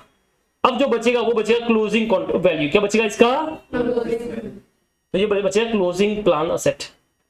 ऐसा मान लेते हैं फॉर एग्जांपल 100 रुपए का कॉन्ट्रीब्यूशन किया, मैंने उसके ऊपर 10 रुपए कमा दिया, तो बताओ कितना फंड में हो गया, 110। उसमें से मैंने 50 रुपए पे कर लिए, तो कितना वैल्यू बच गया, 60। तो ये 60 का क्लोजिंग हुआ कि नहीं हुआ, हुआ। अब नेक्स्ट ईयर में क्या वो वापस ओपनिंग होगा कि नहीं होगा, होगा। तो ये वापस मेरा ओपनिंग हो गया। अब वापस मैं इसके अंदर क्या करने वाला हूँ, कंट्रीब्यूशन करने वाला हूँ। तो ये मैंने कंट्रीब्यूशन कर लिया, फिर इसके ऊपर मुझे इनकम मिलने वाला है और फिर इसमें से मैं बेनिफिट पे करने वाला हूँ, तो मुझे क्लोजिंग प्लान असेट मिल जाएगा। क्या ये तुमको समझ में आया? ठीक है। तो अगर अपने को ये कंट्रीब्यूशन प्लान असेट का निकालना है तो प्लान असेट कैसे निकालेंगे वो देख लीजिए।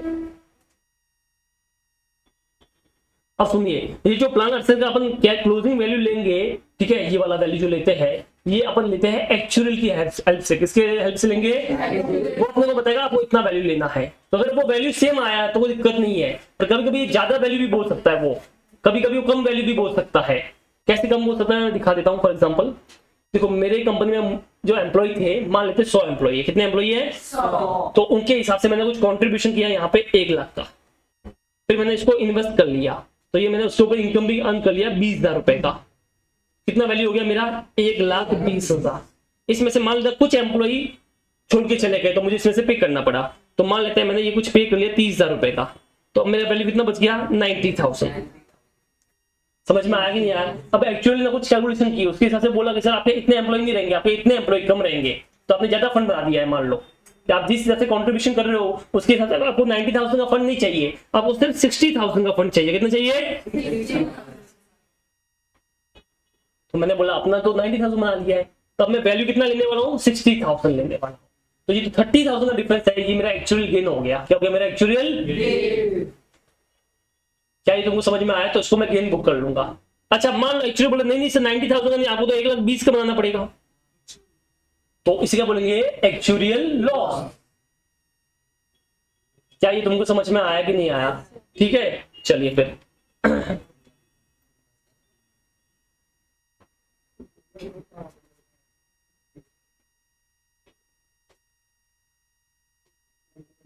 अब बात निकलनी। अब ये जो भी गेन या लॉस है, एक्चुअल गेन या लॉस जो भी आएगा, आपको इसको क्या करने का है, जब भी एक्चुअल लॉस जिस साल में होगा आपको उसी साल में इसको बुक करने का है। क्या करने का है उसको, उसी साल में इमीडिएटली बुक करने का है।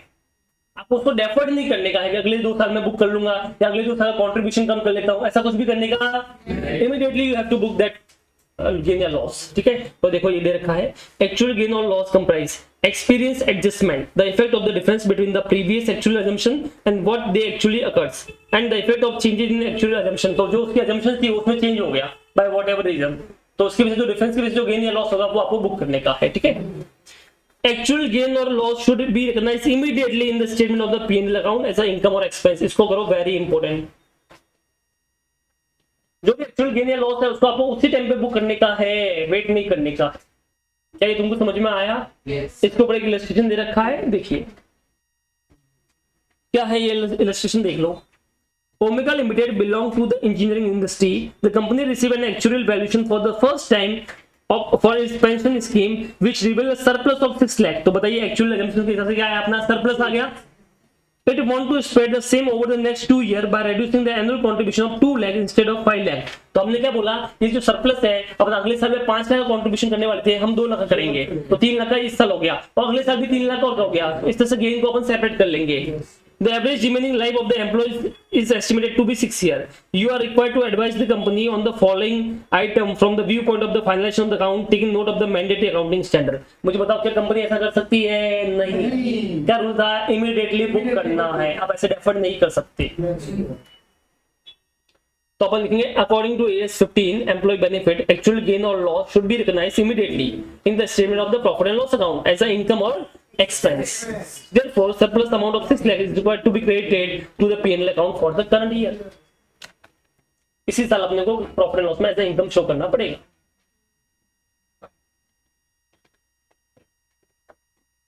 एनीवन, किसी को डाउट है तो आप बोल सकते हो। चले आगे, निकालिए क्वेश्चन नंबर 8।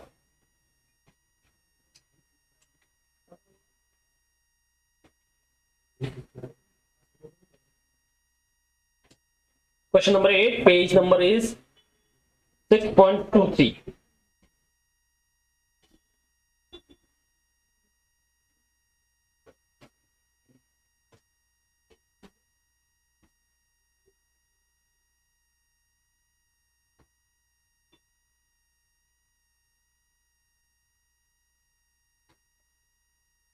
बाद में चले आगे।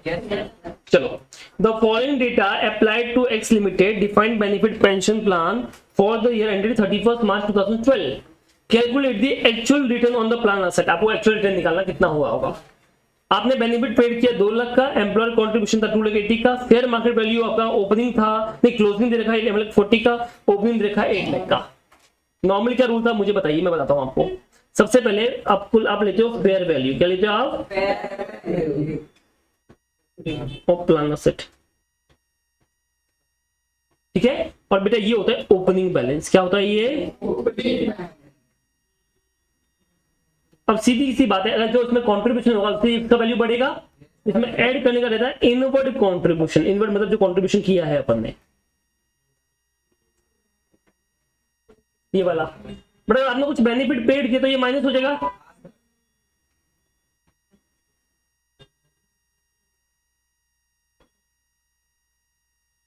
क्या ये तुमको समझ में आया?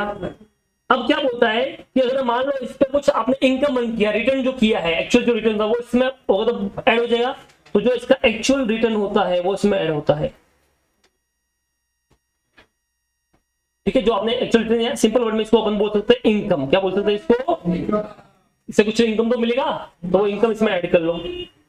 अब जो बचेगा, हाँ इंटरेस्ट बोल सकते हो आप, जो इनकम मिलेगा वो ऐड कर लो। अब जो बचेगा उसे बोलते हैं closing balance. This is called fair value of plan assets, ये क्लोजिंग बैलेंस। इस तरह से अपना प्लान एसेट होता है।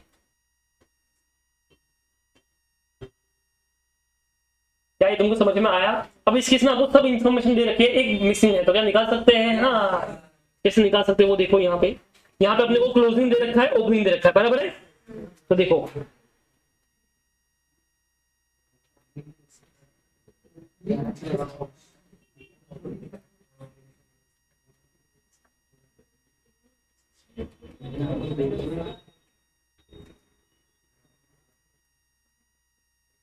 Opening fair value on the plan asset कितना है? 8 लाख। ऐड कर लो, इसमें कंट्रीब्यूशन किया होगा 2,80,000 का, बराबर है। बट आपने बेनिफिट पेड किया तो उससे इसका वैल्यू कम हो गया।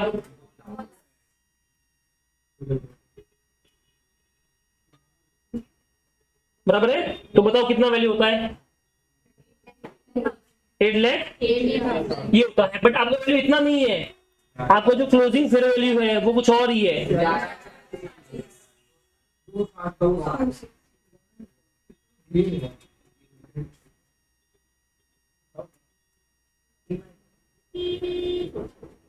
कितना है? 40,000। क्या ये तुमको समझ में आया? तो बेटा ये तुम्हारा बैलेंस था, इसको मान लेते ए, इसको मान लेते बी। तो जो आपको पूछा है, जो इसने पूछा कि रिटर्न निकालिए इसके अंदर, actual return on plan asset, बराबर ना। तो ये क्या होगा देखो, एक्चुअल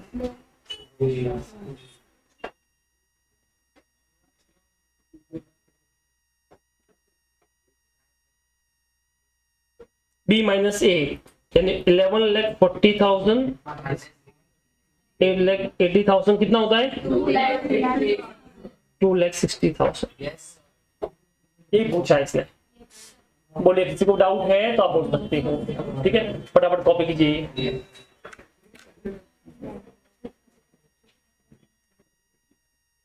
अभी सुनो, जब मैं यहाँ पे बात कर रहा हूँ एक्चुअल रिटर्न की, बराबर है, तो इसमें क्या क्या चीजें होती है वो बता देता हूँ। एक तो इसमें डेफिनेटली जो तुम्हारा इंटरेस्ट इनकम होगा वो होगा, बराबर है। दूसरा इसमें आपका एक और चीज होगी, वो है गेन। गेन मतलब यहाँ पे क्या होता है, जब आपने उसमें से जो इन्वेस्टमेंट किया होगा तो आपने कुछ असेट बनाई होगी, कुछ इन्वेस्टमेंट किया होगा, तो जब कोई बेनिफिट मतलब देंगे अपन, मतलब जो बंदा रिटायर होगा तो उसको ग्रेचुटी पे करेंगे, तो जब वो अपन जो असेट आपने बनाई उसमें से कुछ पार्ट बेचने वाले हो तो उस पर कैपिटल गेन होगा कि नहीं होगा? होगा। तो वो असेट बेचने पे जो गेन होगा वो भी इसके अंदर इंक्लूड है। और इसके अंदर एक चीज और इंक्लूड है, वो है तुम्हारा इसके मेंटेनेंस के चार्जेस। अब वो यहां से माइनस होते हैं। फॉर एग्जांपल जैसे मान लेता हूँ 2,60,000 का आया, बराबर है, तो इसमें क्या क्या इंक्लूड होगा वो देख लो। फॉर एग्जांपल मान लेता हूँ कि इसमें 2 लाख का इंटरेस्ट इंक्लूड होगा। कितना इंक्लूड होगा? आपने बेनिफिट पे किया तो कुछ असर तो कुछ फंड तो बेचा होगा, तो उस पर कुछ गेन भी होगा, तो मान लेते हैं वो 1 लाख का गेन होगा। और बट आपने जब उसको मेंटेन किया होगा तो उसको चार्जेस भी लगा होगा, तो वो आपका 40 जगह चार्जेस लगा होगा। तो नेट कितना हो गया? 2 लाख प्लस 1 लाख 3 लाख, और मैं 40 माइनस कर लिया, कितना हो गया? 2,60,000। ये तीनों मिला के यहाँ पे नेट दे रखा है। ये ओनली फॉर अंडरस्टैंडिंग था, ठीक है, एग्जाम तो डायरेक्ट दे रखा होगा, इतना कुछ करना नहीं है। चलो आगे बढ़ते हैं।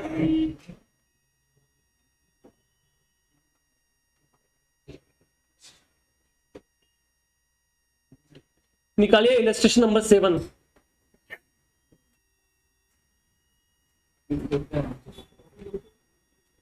Illustration number 7।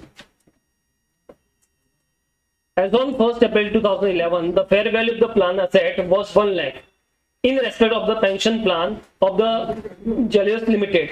On 30th September 2011, the plan paid out benefit of 19,000 and received inward contribution of 49,000. On 31st March 2012, the fair value of the plan asset was 1,50,000 and the present value of the defined benefit obligation was 1,47,920. Actual losses on the obligation for the year 11-12 were 600. On 1st April 2011, the company made the following estimate based on the market studies, understanding and the prevailing price. Interest and dividend income after tax payable by the fund 9.25. Realized and unrealized gain on the plan asset after tax 2. Fund admin cost -1. Expected rate of return 10.25. You are required to find the expected return and the actual return on the plan asset. ये दो चीज इसने पूछी है। पहले तो पूछिए expected कितना रिटर्न होगा तुम्हारा, और दूसरा इसने क्या पूछा है? एक्चुअल में कितना हुआ। एक्चुअल तो अभी सीखा वही करना है, तो पहले एक्चुअल निकालते हैं अपन। चलिए पहले एक्चुअल निकालते हैं, सेम चीज।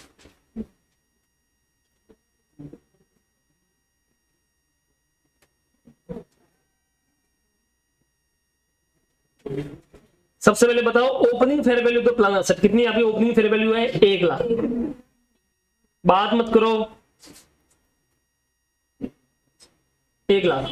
कितना कंट्रीब्यूशन आपने किया है? 49,000 का। उसमें से कितना आपने बेनिफिट पेड कर लिया? 19,000। कितना बैलेंस बचता है? 1,30,000। ये क्या बोल रहा है तुम्हारा लास्ट में कितना वैल्यू बच गया प्लान एसेट का? 1.5 लाख। तो लॉजिकली देखे तो 1.5 लाख का बैलेंस बचा है, जबकि 1,30,000 का बचना चाहिए था। तो जो आपने एक्चुअल में रिटर्न कमाया है 20,000 रुपए का कमाया है। क्या ये आपको समझ में आया? किसी को भी डाउट है तो आप बोल सकते हो। ये 20,000,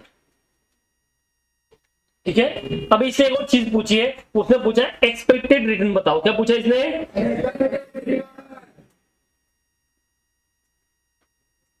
कितना रिटर्न तुम्हारा एक्सपेक्टेड था वो पूछा है। अब वो कैसे होगा वो समझिए।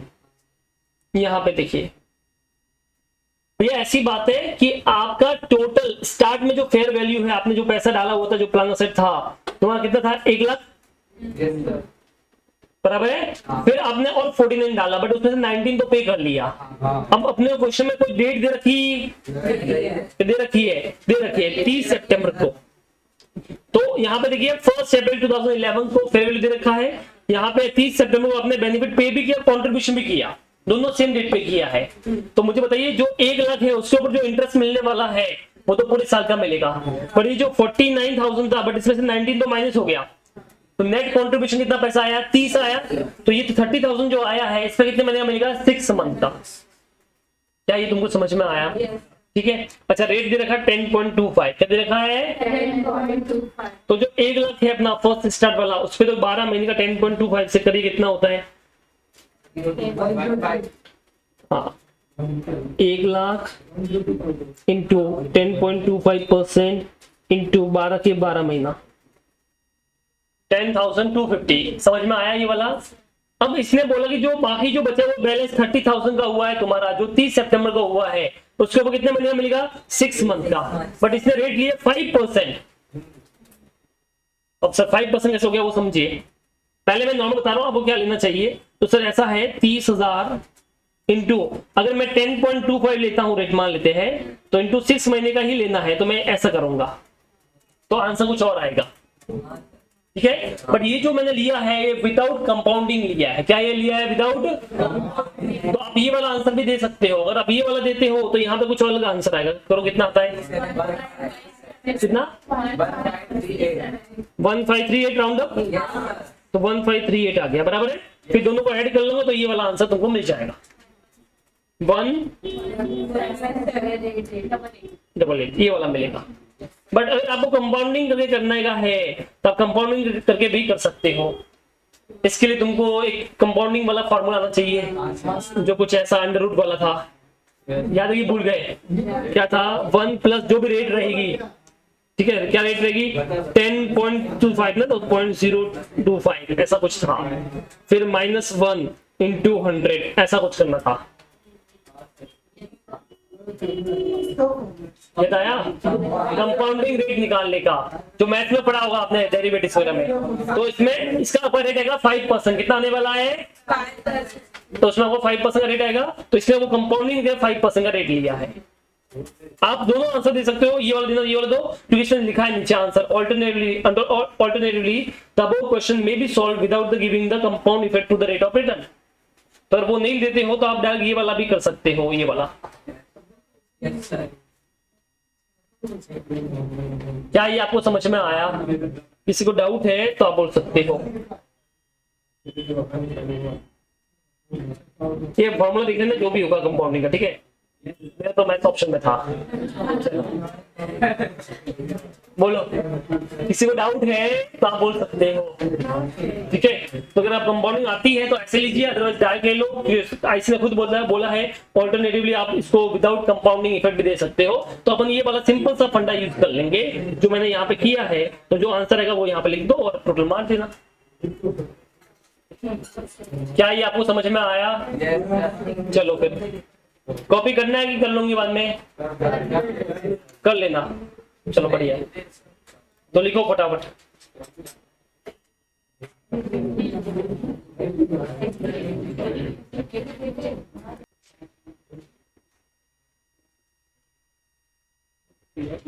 ये कौन सा हो गया अपना इलस्ट्रेशन नंबर 7।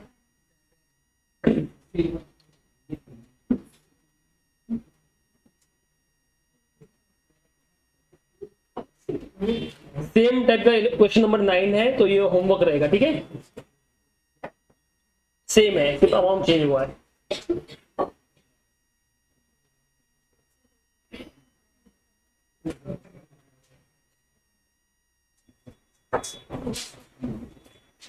आगे बढ़े। इलस्ट्रेशन नंबर 9 इंपोर्टेंट मार्क कर लो इसको।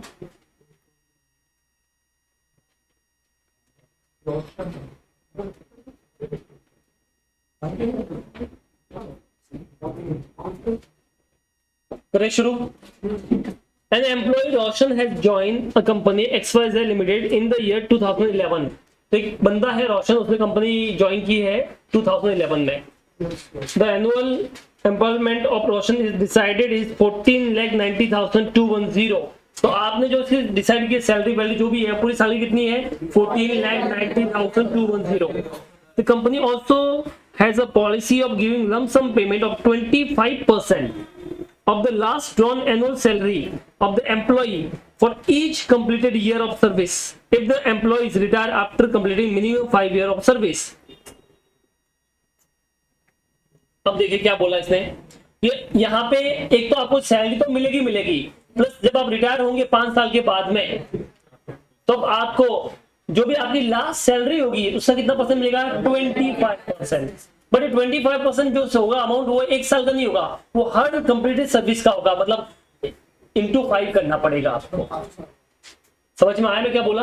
तो मान लेते जैसे फॉर एग्जांपल आपका 100 रुपए का सैलरी है, ठीक है, लास्ट सैलरी, लास्ट सैलरी 100 रुपए का है, तो इंटू 25% आपको मिलेगा, कितना मिलेगा? 25 रुपया। बट ये 25 रुपए जो है ये आपको हर कंप्लीटेड सर्विस का मिलेगा। तो आपने कितने साल सर्विस की है? 5 साल, तो इंटू 5, तो आपको लास्ट में 125 मिलने वाला है। क्या ये आपको समझ में आया? चलिए आगे बढ़ते हैं। The salary of the person is expected to grow up 10% per annum. उसकी सैलरी हर साल कितने परसेंट से ग्रो होने वाली है? 10%। तो पहले तो मुझे बताइए उसकी लास्ट राउंड सैलरी कितनी होगी, पहले वो बताओ। तो सबसे पहले तो अपने को वो निकालना है, ठीक है।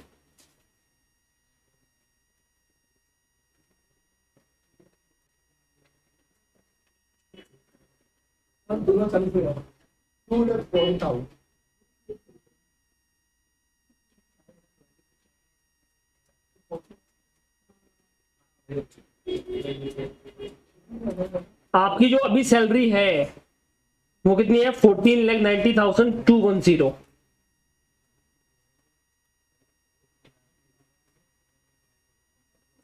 Plus 10% plus 10% plus 10% plus 10% plus 10%, कितना हो गया?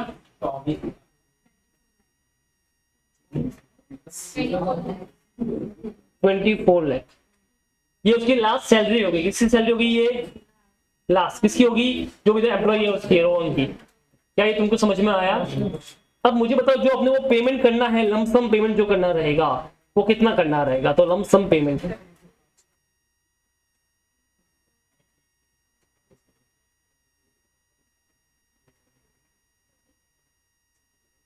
ठीक है, लमसम पेमेंट करना रहेगा, कितना करना रहेगा? तो देखिए 24 लाख इंटू 25% इंटू 5 ईयर की सर्विस,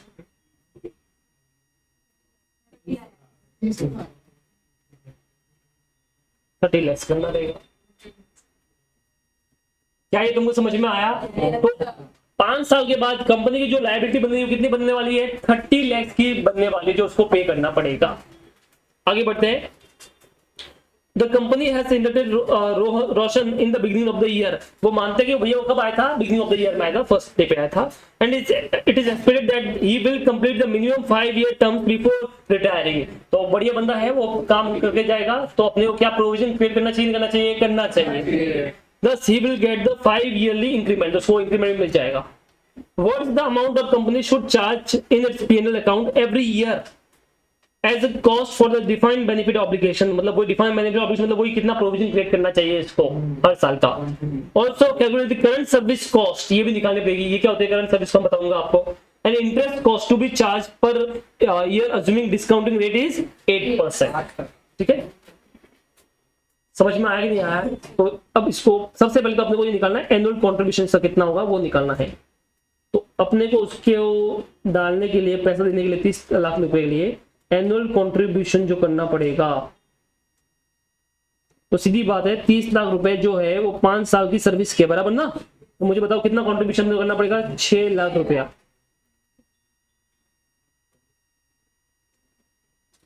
6 लाख रुपीज का अपने को उसको कॉन्ट्रीब्यूशन करना पड़ेगा। समझ में आया? तो अपना जो अमाउंट चार्ज होगा पीएल में कितना होगा? 6 लाख होगा।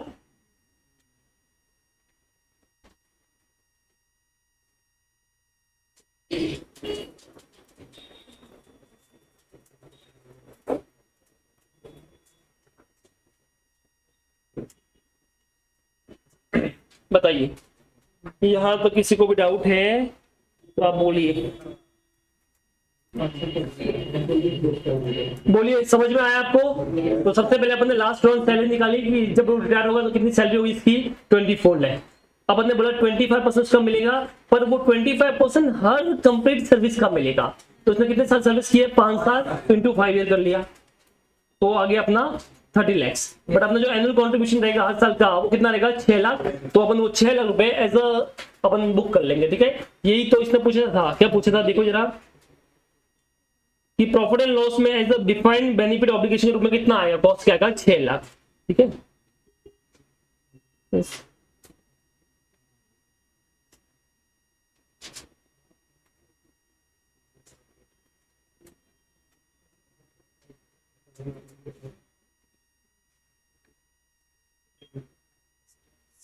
ठीक है, किसी को भी डाउट है तो आप बताइए।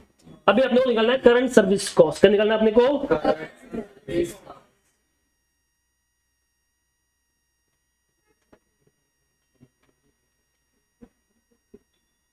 अब ये देखिए कैसे निकलेगा ये वाला। सबसे पहले मैं लिखता हूँ ईयर 1 2 3 4 5, थोड़ा दूसरा लिख देते हैं।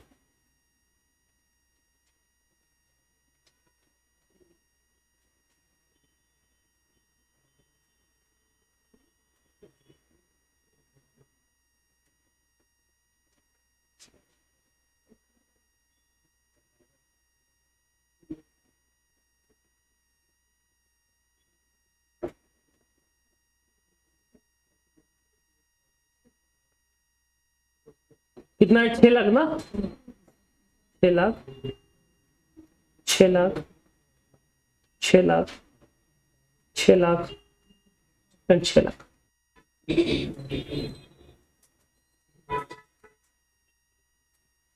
अभी अपने को इसका डिस्काउंटिंग वैल्यू निकालना पड़ेगा।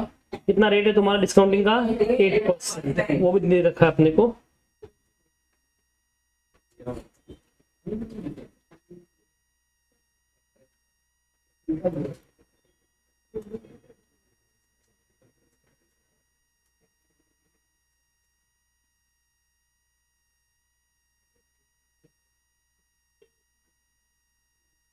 अब मजेदार चीज आएगा, यहाँ पे आपको लिखूंगे डिस्काउंटिंग वैल्यू लिखोगे आप कितना लिखो यहाँ पे, कितना लिखो?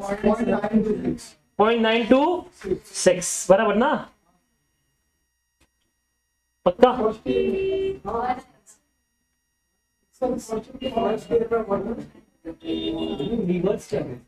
1 आएगा।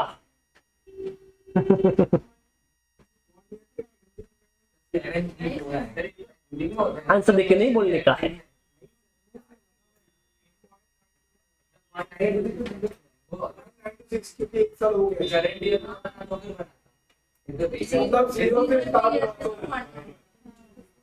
ना तो 1 आने वाला है ना 0.9 समथिंग आने वाला है। यहाँ पे चलना पड़ेगा उल्टा। क्या चलना पड़ेगा? उल्टा। अब उल्टा क्यों चलना है वो समझिए।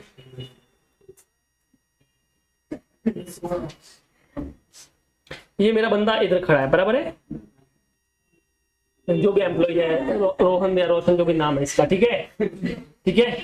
अब मुझे इसको जो पे करना है वो कब करना? अभी करना है कि 5 साल बाद करना है? ये 5 साल बाद करना पड़ेगा। तो मैं जो कॉन्ट्रीब्यूशन की बात कर रहा हूँ, जो मैं पैसा आज इकट्ठा कर रहा हूँ, तो अगर मुझे इसको 5 साल बाद 6 लाख रुपए जमा करना है इसके लिए, ठीक है, टोटल 20 लाख करना है, हर साल 6 लाख हो गया, तो मैं 6 लाख जमा क्यों कराऊंगा? मैं कम कराऊंगा ना, कि मुझे पेमेंट आज थोड़ी करना है, मुझे कब करना है? 5 साल बाद। तो क्या मैं पैसा आज जमा कराऊंगा कि 5 साल, मतलब जमा तो आज कराऊंगा बट मुझे मिलेगा कभी 5 साल के बाद में, तो मैं आज उतना ही कराऊंगा कि कम कराऊंगा? कम कराऊंगा। अरे बेटा मैं तुमको 5 साल बाद 1 रुपया देने वाला हूं, तो मैं आज कितना जमा बैंक में जमा कराऊंगा कि तुझे 1 रुपया मिल जाए? क्या 1 रुपया वही कम होगा? कम। समझ में आया कि नहीं आया? अब और चीज समझो, क्या समझ में आया? यहाँ पे खेल उल्टा है। नॉर्मली अपन डिस्काउंटिंग में ऐसे ही करते हैं कि भाई ये ले लिया ये लिया, यहाँ पे उल्टा करना पड़ेगा। उल्टा क्यों करना? उसका लॉजिक समझ लो, समझ में आए तो। क्या बोल रहा हूँ ध्यान समझना। बंदे ने मेरे 1 साल की सर्विस कंप्लीट की, तो मुझे बताओ जो मैं इसका पैसा जमा करने वाला हूँ वो कब करने वाला हूँ? स्टार्ट में करूंगा कि ईयर एंड में करूंगा? ईयर एंड में। ये क्योंकि मैं ऑब्वियसली अभी उसने सर्विस कंप्लीट नहीं की है, तो मैं 6 लाख रुपए जमा करूंगा। मैं कब करने वाला हूँ? ईयर के एंड में करने वाला हूँ। तो ईयर के एंड में, यानी मान लो ये फर्स्ट ईयर है, तो फर्स्ट ईयर के एंड में मैं इसका पैसा जमा करने वाला हूं, पर मुझे लास्ट में 6 लाख रुपए चाहिए बेटा, तो मैं 6 लाख क्यों जमा करूंगा? कम करूंगा। समझो बेटा, मैं आपको 5 साल के बाद 1 रुपए देने वाला हूं। क्या देने वाला हूं? महंगाई की दर, एफडी की इंटरेस्ट रेट आप 8% मान लो फॉर एग्जांपल, तो मैं आज आपको 1 रुपए की जमा करूंगा, मतलब मैं अपने बैंक में 1 रुपए की जमा कराऊंगा। मैं कम कराऊंगा तो मुझे पता है कि अगर मैंने 5 मान ले 50 पैसे भी करा दिए फॉर एग्जांपल, तो उसके ऊपर 8% 1 साल का, फिर 8% दूसरे साल का, फिर 8% तीसरे साल का, फिर 8% फोर्थ का, ऐसा इंटरेस्ट मिलेगा नहीं मिलेगा? मिलेगा। तो मैं क्या पूरा जमा कराऊंगा? कम कराऊंगा? कम कराऊंगा। नहीं समझा? अपने को जब रिटायर होगा तो कितना पे करना है? 30 लाख। कितना पे करना है? 30 लाख रुपए हमको रिटायर होने पे करना है इसको। हर साल का कॉन्ट्रीब्यूशन कितना निकाला अपन ने? 6 लाख। तो मैं हर साल 6 लाख की जमा कराऊंगा। अगर मान लो मैंने एफडी बनाई, फॉर एग्जांपल एफडी बनाई 6 लाख की पहले साल के एंड में, फिर दूसरे साल के एंड में 6 लाख की बनाई, तीसरे साल के एंड में 6 लाख की बनाई, तो वो जो 6 लाख की फर्स्ट की थी उसकी तो इंटरेस्ट मिलेगा ना। तो लास्ट में 30 लाख इकट्ठा होगा कि ज्यादा होगा? ज्यादा। हमको ज्यादा चाहिए नहीं, हमको जितना उसको पे करना उतना ही चाहिए। तो क्या मैं उतना कराऊंगा कम कराऊंगा? कम। क्या ये तुमको समझ में आया? चलिए अब कितना कराऊंगा वो देखना है। मैं क्या बोल रहा हूं यहां पे देखिए, जो पैसा आपको 5 साल बाद पे करने वाला है, कितना पे करना अपने को? 5। तो जब मैं इसका डिस्काउंटिंग रेट लूंगा तो मैं 4 साल का लेने वाला है, और जो पैसा मैं दूसरे साल में जमा कराऊंगा उसका मैं 3 साल का लेने वाला है, और जो मैं तीसरे साल में जमा कराऊंगा उसका मैं 2 साल का लेने वाला है, और जो मैं फोर्थ में कराऊंगा उसका 1 साल का लेने वाला है, और जो पैसा मैं लास्ट में जमा कराऊंगा वो तो लास्ट डे पे कराऊंगा ना 6 लाख रुपए, तो उसको मैं सेम वैल्यू पे 6 लाख का 6 लाख लेने वाला है। क्या बोल दिया सर, इतना लंबा छोड़ा। चलो एक बार लिख देते हैं अपन तो समझ में आ जाएगा। उल्टा चलते एक बार, यहाँ पे ये 1 का 1 आ गया, यहाँ पे बताइए कितना था? 0.926। ये कितना था? 8। हाँ इससे कितना था? 7।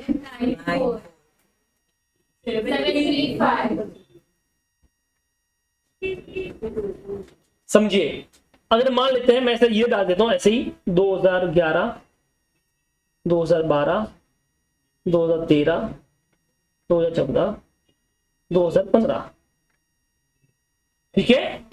अब समझिए मैं क्या बोल रहा हूं कि 2015 में जो मैं पेमेंट करने वाला हूं, जो कंट्रीब्यूशन बनता है, क्या मुझे वो कम करना चाहिए कि उतना ही करना चाहिए? क्योंकि उसकी वैल्यू तो उस दिन पे ही है। क्योंकि रिटायर कब हो रहा है? 31 मार्च 2015 को हो रहा है। कब रिटायर हो रहा है? ये 31 मार्च 2015 को रिटायर हो रहा है। तो उस टाइम का जो कॉन्ट्रीब्यूशन है, क्या मुझे कम करना चाहिए? उतना ही करना चाहिए? उतना ही। क्योंकि 6 लाख रुपए तो सीधी बात है, वो तो उसी दिन में मिल जाएगा या अगले दिन 1 तारीख को मिल जाएगा, तो मुझे उसका वैल्यू तो उतना ही रखना है। तो मैं 6 लाख का 6 लाख वैल्यू रख रहा हूँ। बट जो 2014 का होगा उसका मैं वैल्यू 1 साल वाला कम रखूंगा। क्यों रखूंगा? क्योंकि 1 साल के बाद उसको उतना पैसा मिल जाएगा, तो मैं इसका कम रखने वाला हूँ। इसलिए 13 का मैं 2 साल वाला कम रखूंगा, इसका 3 साल, इसका 4 साल वाला रखूंगा। क्या बोला, कुछ समझा है तुमको? नहीं समझा?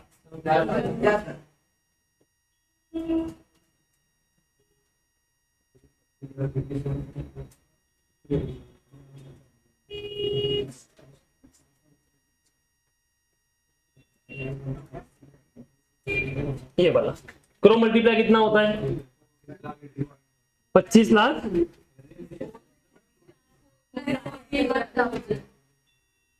ये लो 4,76,000। हाँ 5 लाख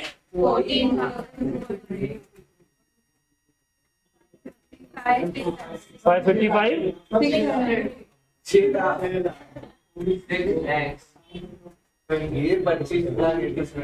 क्या ये तुमको समझ में आया? किसी को भी डाउट है तो आप बोल सकते थे।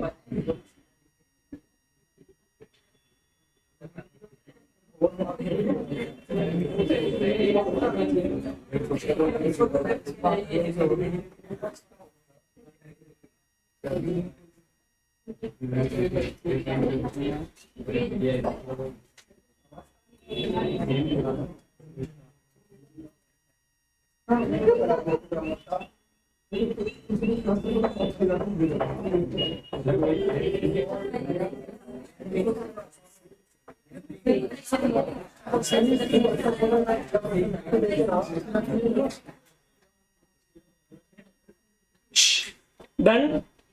समझो, मैं क्रॉस वेरीफाई भी करा लेता हूँ। जो 4,41,000 है, बराबर है? ये आपने फर्स्ट के एंड में जमा किया होगा। मान लो एफडी बना ली, तो इसमें आपको कितना इंटरेस्ट मिलने वाला है? 8%। ठीक है, फिर 8%, फिर 8% और फिर 8%। 4 बार इंटरेस्ट मिलेगा आपको, क्योंकि आपने पहले साल एंड में किया, तो वो साल तो इंटरेस्ट मिलेगा नहीं, बट आने वाले 4 साल तो मिलेगा। चलो कितना होता है? ऑलमोस्ट 6 लाख हो गया। थोड़ा बहुत राउंड की वजह से प्रॉब्लम हो सकता है, बट वो 6 लाख हो गया। तो बताओ 6 लाख हुआ कि नहीं हुआ कॉन्ट्रीब्यूशन अपना? इसे दूसरा देख लो भैया, 4,76,400 है। प्लस 8%, 8% प्लस 8%, यहाँ पे 3 बार, क्योंकि सेकंड ईयर के एंड में किया होगा तो वो तो साल का मिलेगा नहीं, तो third year, fourth year, fifth year का इंटरेस्ट मिलेगा। कितना अच्छा लगाया कि नहीं आया? इस तरह से आगे तीसरा भी देख लो एक बार, 5,14,200 प्लस इसमें 2 साल का इंटरेस्ट मिलेगा। ठीक है, इसी तरह से फोर्थ ईयर वाला देख लो, कितना था? 5,55,600 प्लस इसमें 1 साल का ही मिलेगा, क्योंकि फोर्थ ईयर के एंड में है। समझ में आया कि नहीं आया? और 6 तो पूरा का पूरा ही किया है, तो टेंशन नहीं अपने को। क्या ये आपको समझ में आया? तो ये आपको ध्यान में रखना पड़ेगा कि यहाँ पे आपको जो डिस्काउंटिंग फैक्टर है वो आपको उल्टा लेना पड़ेगा। ठीक है, ये जो अमाउंट है इसे बोलते हैं सर्विस कॉस्ट। क्या बोलते हैं इसको? Service cost. मतलब इसका मतलब अगर मैं इसको डेफिनेशन बनाऊं तो मैं ऐसा बोलूंगा, present value of defined benefit obligation. क्या बोलेंगे इसको? Benefit obligation. ठीक है, तो जो अपना ये इसे बोलते हैं डिफाइंड बेनिफिट ऑब्लिगेशन। इसका जो प्रेजेंट वैल्यू निकाला इसे क्या बोलते हैं? Defined benefit obligation. आया समझ में? चलो, अभी खत्म नहीं हुआ है, अभी तो भैया दिक्कत है।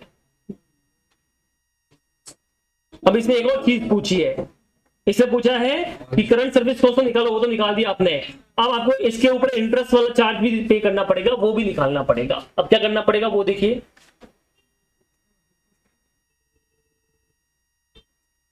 यहां पे देखिए, सबसे पहले क्या अपन चल रहे थे, हाँ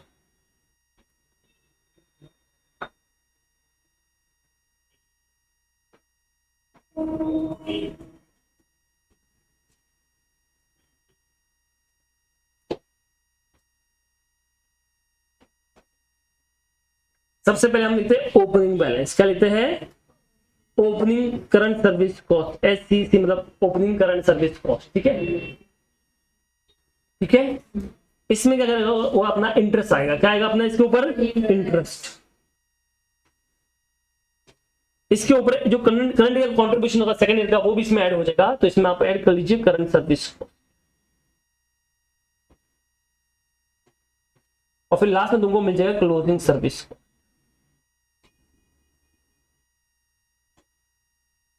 ऐसा अभी कैसे बनने वाला है वो देखिए। सबसे पहले ईयर 1 की बात करते हैं।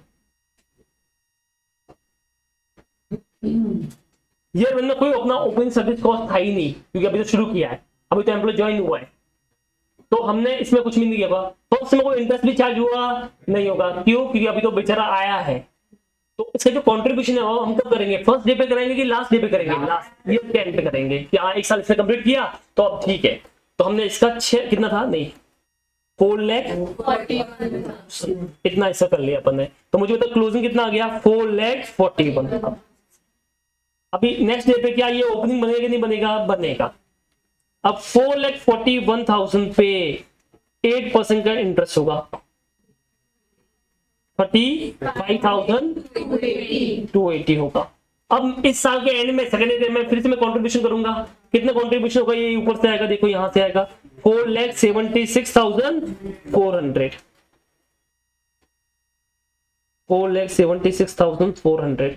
तो बताइए क्लोजिंग तक मेरा फंड में कितना वैल्यू हो गया? 4,41 प्लस 35,280 प्लस इतना कंट्रीब्यूशन हो गया 9,52,680। ये का ये थर्ड ईयर में ओपनिंग बन जाएगा 9,52,680। ठीक है, अब इसके ऊपर इंटरेस्ट आएगा 9,52,680 इंटू 8%, 76,214। चलिए, अब वापस थर्ड ईयर का कंट्रीब्यूशन देना था अपना, देखो ये 5,14,200।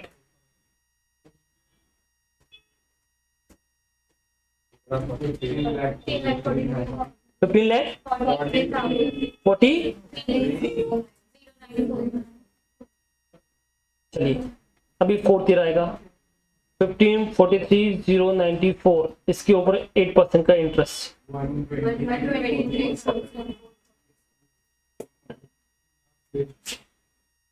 क्या आएगा? कितना आएगा? 123,447। चलो, कितना कंट्रीब्यूशन था फोर्थ ईयर का? 555। चलिए, क्लोजिंग बताइए कितना होता है? 22 आराम से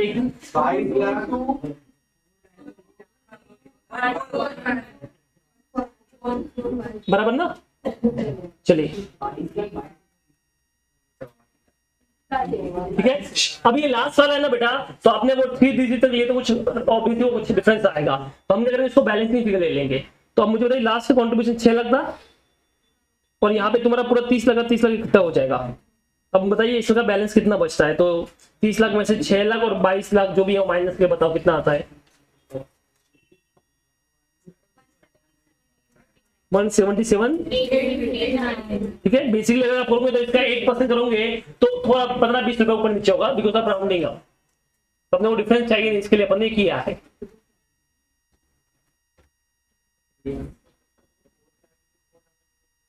कौन सा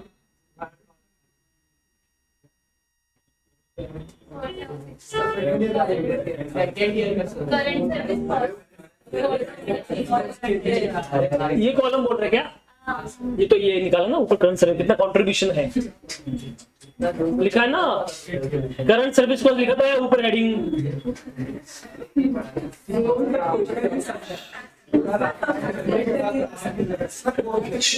तो अब मुझे बताइए अगर टोटल मिला के अपने इस तरह से किया तो अपने पास लास्ट में 30 लाख हो रहा है कि नहीं हो रहा है? आया कि नहीं आया आंसर? तो अपन आराम से उस टाइम इसको पे कर लेंगे। क्या ये तुमको समझ में आया? अब समझिए ये तो अपना जो बोलते हैं ना अपना जो प्लान बनाया है उसकी बात कर रहे हैं जो अपन बनाएंगे। बट ये बताइए जब मैं बुक करूंगा तो मैं कैसे बुक करूंगा वो समझिए। फर्स्ट में तो मैं उसकी जो ये बोलते हैं ना ग्रेचुइटी फंड है जो भी आप बोल लो जो अपनी ऑब्लिगेशन है वो फर्स्ट मैं 4,41 का बुक करने वाला हूँ। बट दूसरे समय मैं 4,41 तो ऑल करूंगा उसकी जो ऑब्लिगेशन है वो वाली, प्लस मैं इसको इंटरेस्ट भी तो पे कर रहा हूँ। कितना इंटरेस्ट पे कर रहा हूँ? 35,280 का ये इंटरेस्ट वाला होगा। टोटल मुझे इतना पे करने को आ गया। तीसरे साल में देखिए ये वाला मैं हो गया वाला, बट इसमें कितना इंटरेस्ट मैं पे कर रहा हूँ? 76,214 का। फोर्थ में कितना हो गया? 1,23,447 का इतना पे कर रहा हूँ। लास्ट में इतना इंटरेस्ट का मेरा टोटल हो गया। वो तो सिंपल है, देख क्या एंट्री पास होगी वो देख ले।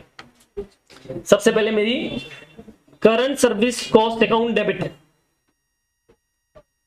टू DBO ऑब्लिगेशन मतलब डिफाइंड बेनिफिट ऑब्लिगेशन फर्स्ट में कितनी आएगी बता?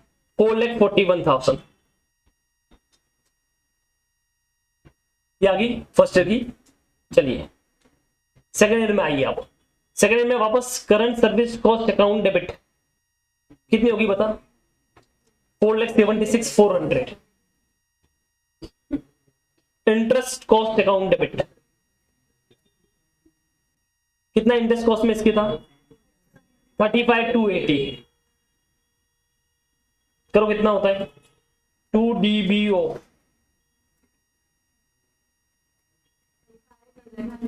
कितना? 5,11,680 समझ में आया? तो अगर मैं सेकंड ईयर में मैं अपना DBO का वैल्यू देखूंगा तो 5,11,680 प्लस पहले का 4,41,000 कितना होता है? आया कि नहीं आया? सेम क्लोजिंग बैलेंस आया कि नहीं आया? चलो अगले साल भी सेम वापस करेंगे। Current service cost account debit interest cost account debit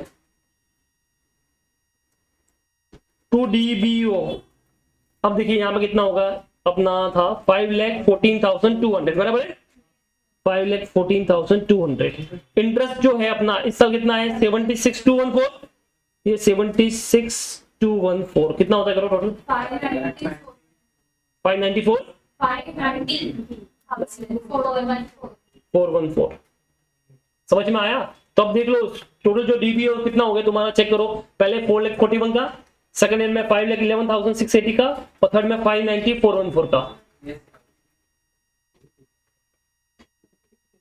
वो रहेगा ना? हाँ ऐसे से करोगे तो लास्ट में तुम्हारा DBO का कितना हो जाएगा? 30 लाख हो जाएगा।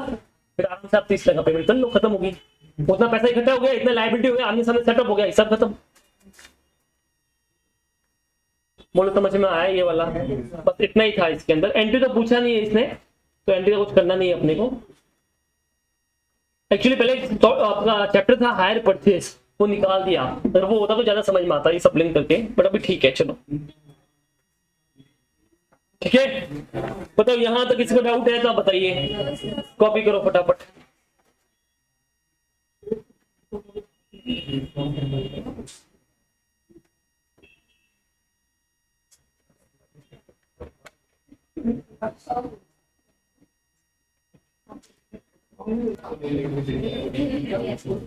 चलिए, तो ये हो गया आपका इलस्ट्रेशन नंबर 9, बराबर ना। अब एक लास्ट बचा है, कौन सा बचा है? Illustration number 8। कौन सा बचा है अपना? Illustration number 8। ठीक है, 7 तो हो चुका है अपना। करें शुरू। Rockstar limited discontinue a business segment under the agreement with the employees union. The employees of the discontinued segment will earn no further benefit.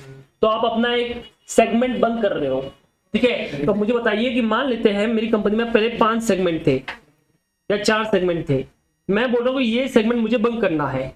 तो जब मैं मान लो अपने एम्प्लॉय को ग्रेचुटी पे करता हूँ, तो पहले मैंने जो ग्रेचुटी का प्रोविजन बनाया होगा वो 4 पे बनाया होगा। अब क्योंकि ये तो मैं बंद कर रहा हूँ, तो इसके एम्प्लॉय तो रहने वाले है ही नहीं। तो मुझे बताइए, क्या मुझे इनको ग्रेचुटी पे करनी पड़ेगी? नहीं। क्यों करनी पड़ेगी भैया? कंपनी वो सेगमेंट ही बंद हो रहा है। अभी समझिए, मेरा सीए फाउंडेशन, सीए का अपना सीए है, बराबर है, तो उसमें सीए कोचिंग चलती है। हमारा एक और सेगमेंट है, मान लो इसमें हम बीकॉम पढ़ाते हैं, और एक और सेगमेंट जहाँ पे सीएस पढ़ाते हैं। हम डिसाइड कर रहे हैं बीकॉम को नहीं पढ़ाएंगे, तो जो एम्प्लॉय वहां पे रह रहे थे, हमने बोला कि भैया हम तो ये बीकॉम वाला बंद ही कर रहे हैं। तो जो फैकल्टी बीकॉम वाली थी, हमको उसको मतलब नहीं है, बोला आप सब दूसरी जगह देख लीजिए। तो मुझे बताइए, क्या मुझे उनको कुछ अभी ग्रेचुटी जब रिटायर होंगे तब पे करनी पड़ेगी? क्योंकि वो मेरी कंपनी में रहने वाले कहीं और जाएंगे, कहीं और जाएंगे, वो कंपनी पे करेगी, मैं क्यों करूंगा? इसे बोलते हैं कर्टेलमेंट। क्या बोलते हैं इसको? हाँ, ठीक है, कर्टेलमेंट। क्या ये तुमको समझ में आया कि नहीं आया? यस। आगे देखिए, this is the curtailment without settlement, ठीक है, because employee will continue to receive benefit for service render before discontinuance of the business segment. Curtailment reduce the gross obligation for the various reasons, including the change in the actual assumptions made before curtailment. If the benefit are determined based on the last pay drawn by employee, the gross obligation reduce after the curtailment because the last pay earlier assumed is no longer valid. अब ये तो सिर्फ समझाया है इसने, अपने को छोड़ो यार, अपन डायरेक्ट करेंगे इसको, ठीक है। इसने सब समझाया है। क्या ये तुमको समझ में आया कि नहीं आया? तो मुझे तो जो अपनी ग्रॉस ऑब्लिगेशन थी पे करने की, वो कर्टेलमेंट से बढ़ेगी, कम होगी? कम होगी। तो अपने को फायदा होगी नहीं होगा? इसे बोलते हैं कर्टेलमेंट गेन। क्या बोलते हैं इसको? पर मान लो कुछ एम्प्लॉयज में दीपे जैसे होगा कि सर ऐसा थोड़ी होता है, हम जा रहे हैं तो हमको तो नुकसान हो जाएगा सर। तो मैंने बोला सही बात है, एक काम करो, मैं आपको 2 लाख रुपए दे देता हूँ। कितना दे देता हूँ भाई? कुछ एम्प्लॉय जो सेगमेंट बंद हो रहा था, कुछ एम्प्लॉय नाटक किया कि सर हम आपके भरोसे बैठे थे, ये था वो था वो था वो था। मैंने बोला चलो ठीक है, मुझे ग्रेचुटी का इनको पे करने वाला था 50 लाख रुपया, पर वो अभी नहीं आता, वो 10 साल के बाद आता, ठीक है। तो अभी मैंने इनके लिए थोड़ा थोड़ा इकट्ठा करके रखा था, मान लो 10 लाख रुपए रखा था। तो मैंने बोला कोई बात नहीं, 10 में से इनको 2 पे कर लेता हूँ, हिसाब खत्म हो जाएगा। तो मैंने बोला ये लो 2 लाख रुपया और जाओ, मुझे माफ करो, ठीक है। तब मुझे बताइए कि मेरा जो कर्टेलमेंट गेन होगा, मेरी ग्रॉस ऑब्लिगेशन कम होगी कि नहीं होगी? होगी। उसमें से मैंने जो इसको पे किया वो फायदा मुझे नहीं होगा, तो मैं इतना कम कर लूंगा। तो मान लो फॉर एग्जांपल मेरा जो ग्रॉस ऑब्लिगेशन था वो 20 लाख का था, बस 20 लाख में से मैं इनको 5 लाख पे कर लिया, तो मेरा जो कर्टेलमेंट गेन होगा वो 20 का होगा कि 15 का होगा? 15 माइनस कर लेना, कॉमन सेंस है ये, वो बड़ी बात नहीं है। चलिए आगे बढ़ते हैं। Rockstar limited estimate the shares of unamortized service cost. अब ये चीज इंपॉर्टेंट है, ये आपको समझना पड़ेगा, what is the meaning of unamortized service cost. तो देखिए, आपको पता होगा कि जब मेरे एम्प्लॉय मुझे ज्वाइन करते हैं, जैसे मान लो ये एम्प्लॉय मेरे पास ज्वाइन हुए, तो मैंने इनको बोला कि मैं आपको जब रिटायर होंगे तब मैं आपको 50 लाख रुपए देने वाला हूँ। कितना देने वाला हूँ? अब ये एम्प्लॉय ने काम किया और ये एम्प्लॉय बहुत बढ़िया काम कर रहे हैं, बहुत बढ़िया। तो ये कभी भी मुझे आके डेली बोलते हैं सर आप 50 लाख करोड़ काम कर रहे हैं, आप 50 लाख दूंगा उनको। 1 साल बोला, 2 साल बोला, 3 साल बोला, 4 साल बोला, 5वें साल में मुझे भी लगा यार कि तो बहुत बढ़िया एम्प्लॉय है, सरकार उठ के 50 ये जो डेली टर्न मारता है इसके लिए छोड़ के ना चला जाए। ऐसा हुआ कि नहीं हो सकता है? हो सकता है। तो मैंने बोला चल ठीक है, 50 लाख छोड़, 70 लाख दूंगा। कितना दूंगा? अब मुझे बताइए, जो मैंने प्रोविजन या कॉन्ट्रीब्यूशन या जो भी किया होगा वो सब 50 के हिसाब से किया होगा, अब कितने पे करना है? 70 के हिसाब से। तो मुझे इसका रेट्रोस्पेक्टिव देना पड़ेगा, पुराना वाला भी सही करना पड़ेगा। तो ये जो पुराना वाला भी मैं ऊपर नीचे करूंगा, इसे बोलते हैं अनअमोर्टाइज्ड सर्विस कॉस्ट। क्या बोलते हैं इसको? समझ में आ गया नहीं कि आपके को जो अजम्पशन थी वो चेंज हो गई, आपका जो वे था वो चेंज हो गया, और उसकी वजह से कुछ आपको ऊपर नीचे बैलेंस करना पड़ेगा, और वो ऊपर नीचे बैलेंस को क्या बोलते हैं, अनअमोर्टाइज्ड सर्विस कॉस्ट। क्या बोलते हैं उसको, मतलब ये वाला आपको करने का बाकी रह गया, अभी तक आपने इसको एडजस्ट किया नहीं है। क्या ये तुमको समझ में आया? किसी को भी डाउट है तो बताइए आप। क्या बोला, कुछ समझा? मैं आपको क्या बोला कि मान लो फॉर एग्जांपल मैंने बोला कि मैंने इसका एक प्रोविजन क्रिएट किया होगा, तो ये देखिए ये मेरी बैलेंस शीट होगी, इसमें मेरा ये DBO करके ऑब्लिगेशन होगा, और सामने वो मैंने पैसा जो प्लान असेट है वहां पे जमा भी किया होगा, बराबर, जो सिंगल जॉब बोले इन्वेस्टमेंट किया होगा। तो मैंने इसको मुझे पे करना था, मुझे सिर्फ 50 लाख पे करना था, तो मैंने 50 लाख के हिसाब से इसका ऑब्लिगेशन बनाया होगा। पर वो पूरा पूरा थोड़ी साथ में बनेगा, वो तो ये मान लो 10 साल सर्विस करने वाली है, तो मैं थोड़ा थोड़ा बनाऊंगा हर साल। तो मान लो अभी तक मैंने इसका जो बनाया है वो बनाया है 12 लाख का DBO बन गया। कितना बन गया? 50 से फर्स्ट में थोड़ी 50 लाख बनाएगा, 50 लाख कब पे करना बेटा, रिटायरमेंट के टाइम पे, तो मैं हर साल थोड़ा थोड़ा बनाएगा। तो मैंने अभी तक 12 लाख बनाया है, पर अब ये बोलते हैं सर 50 लाख में काम नहीं होगा, मुझको चाहिए 17 लाख रुपए, 70 लाख प्लीज। तो मुझे बताओ क्या मेरा जो 12 लाख बना है वो 50 लाख के हिसाब से था, पर मुझे बनाना 17 लाख के हिसाब से, तो क्या मुझे इसमें एडजस्टमेंट करना है कि नहीं करना है? करना पड़ेगा। अभी काम नहीं आएगा, अब इसको मुझे ऊपर नीचे करना पड़ेगा। इसी को बोलते हैं जो अभी तो ये ऊपर नीचे जो अमाउंट आएगा मेरा, इसी को बोलते हैं अनअमोर्टाइज्ड सर्विस कॉस्ट। क्या बोलते हैं इसको? ठीक है, इसका एडजस्टमेंट करना बाकी है तो अपने को करना पड़ेगा।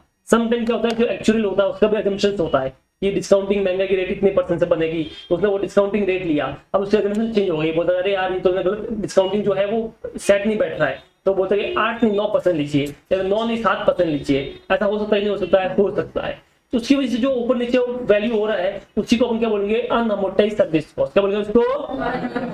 ठीक है, नॉर्मली क्या होती है जो अनअमोर्टाइज्ड सर्विस कॉस्ट होती है यहाँ से आप माइनस करनी रहेगी, जो अनअमोर्टाइज्ड सर्विस कॉस्ट होगी वो आपको इस DBO में से माइनस करनी रहेगी। समझ में आया कि नहीं आया? चलिए तो अब देखिए यहाँ पे क्या होगा आगे।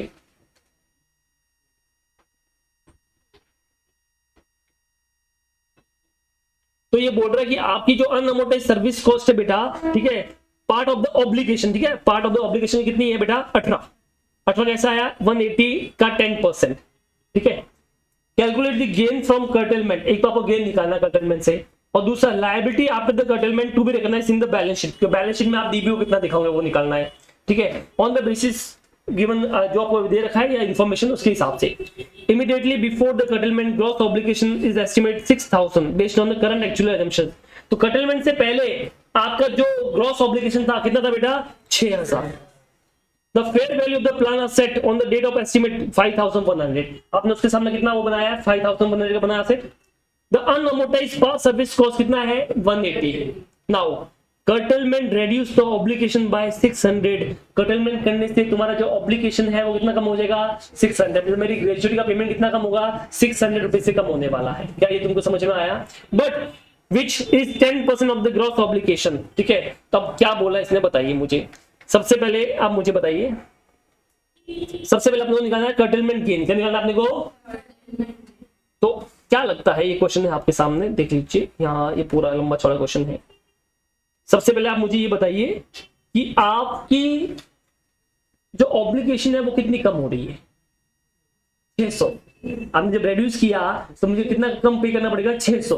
तो 600 का मुझे फायदा हो गया। कितना फायदा हो गया अपने को? 600 का। क्या ये तुमको समझ में आया? किसी को डाउट है तो बताइए। अंडरस्टूड?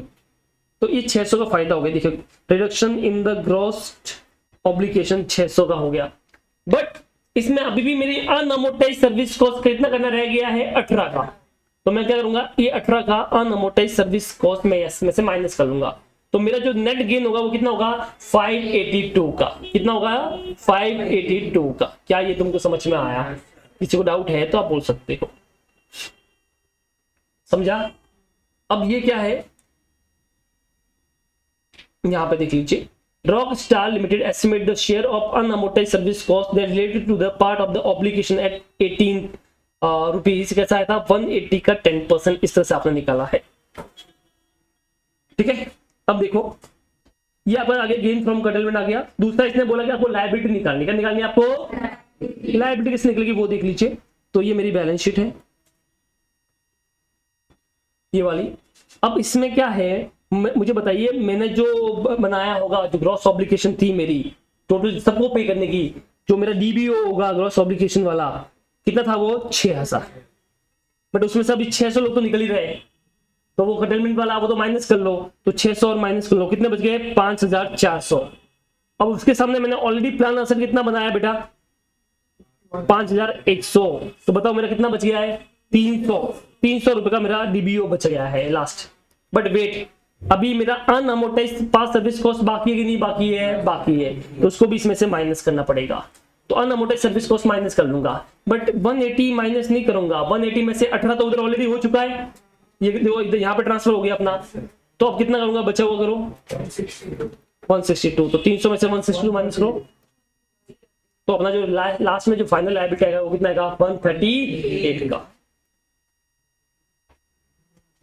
क्या किया वापस देखिए, रेड्यूस ग्रॉस ऑब्लिगेशन, अपनी देखो ऑब्लिगेशन थी 6000 रुपए की, बट 6000 में से 10% तो कम हो गए, मतलब यूं मानो वो सेगमेंट के एम्प्लॉय थे जो चले गए, तो 600 कम पे करना पड़ेगा, तो अपने को कितना पे करना पड़ेगा 5400, तो 6000 में से 600 कम पे करना पड़ेगा, तो 5400 हो गया, ठीक है। बट उसके सामने आपने जो प्लान असेट बनाया है वो कितना बनाया है 5100 का ये दे रखा है, तो आपका कितना बच गया 300 कम पड़ रहा है, तो लायबिलिटी बन गई तुम्हारी।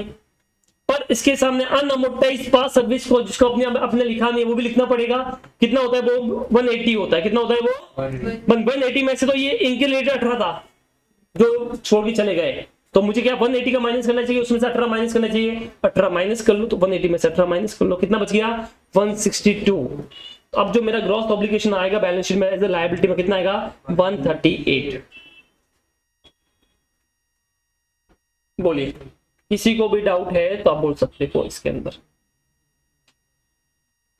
ये एक्चुअली में आपको ऐसे ही प्रेजेंट करना पड़ेगा, बाकी दूसरे वैसे भी पॉसिबल है, बट वो इतना करने में मतलब नहीं है, ऐसे मार्क्स देगा नहीं। क्या ये तुमको समझ में आया? किसी को भी इसमें डाउट है तो आप बोल सकते हो, समझा? चलिए फिर कॉपी कर लीजिए।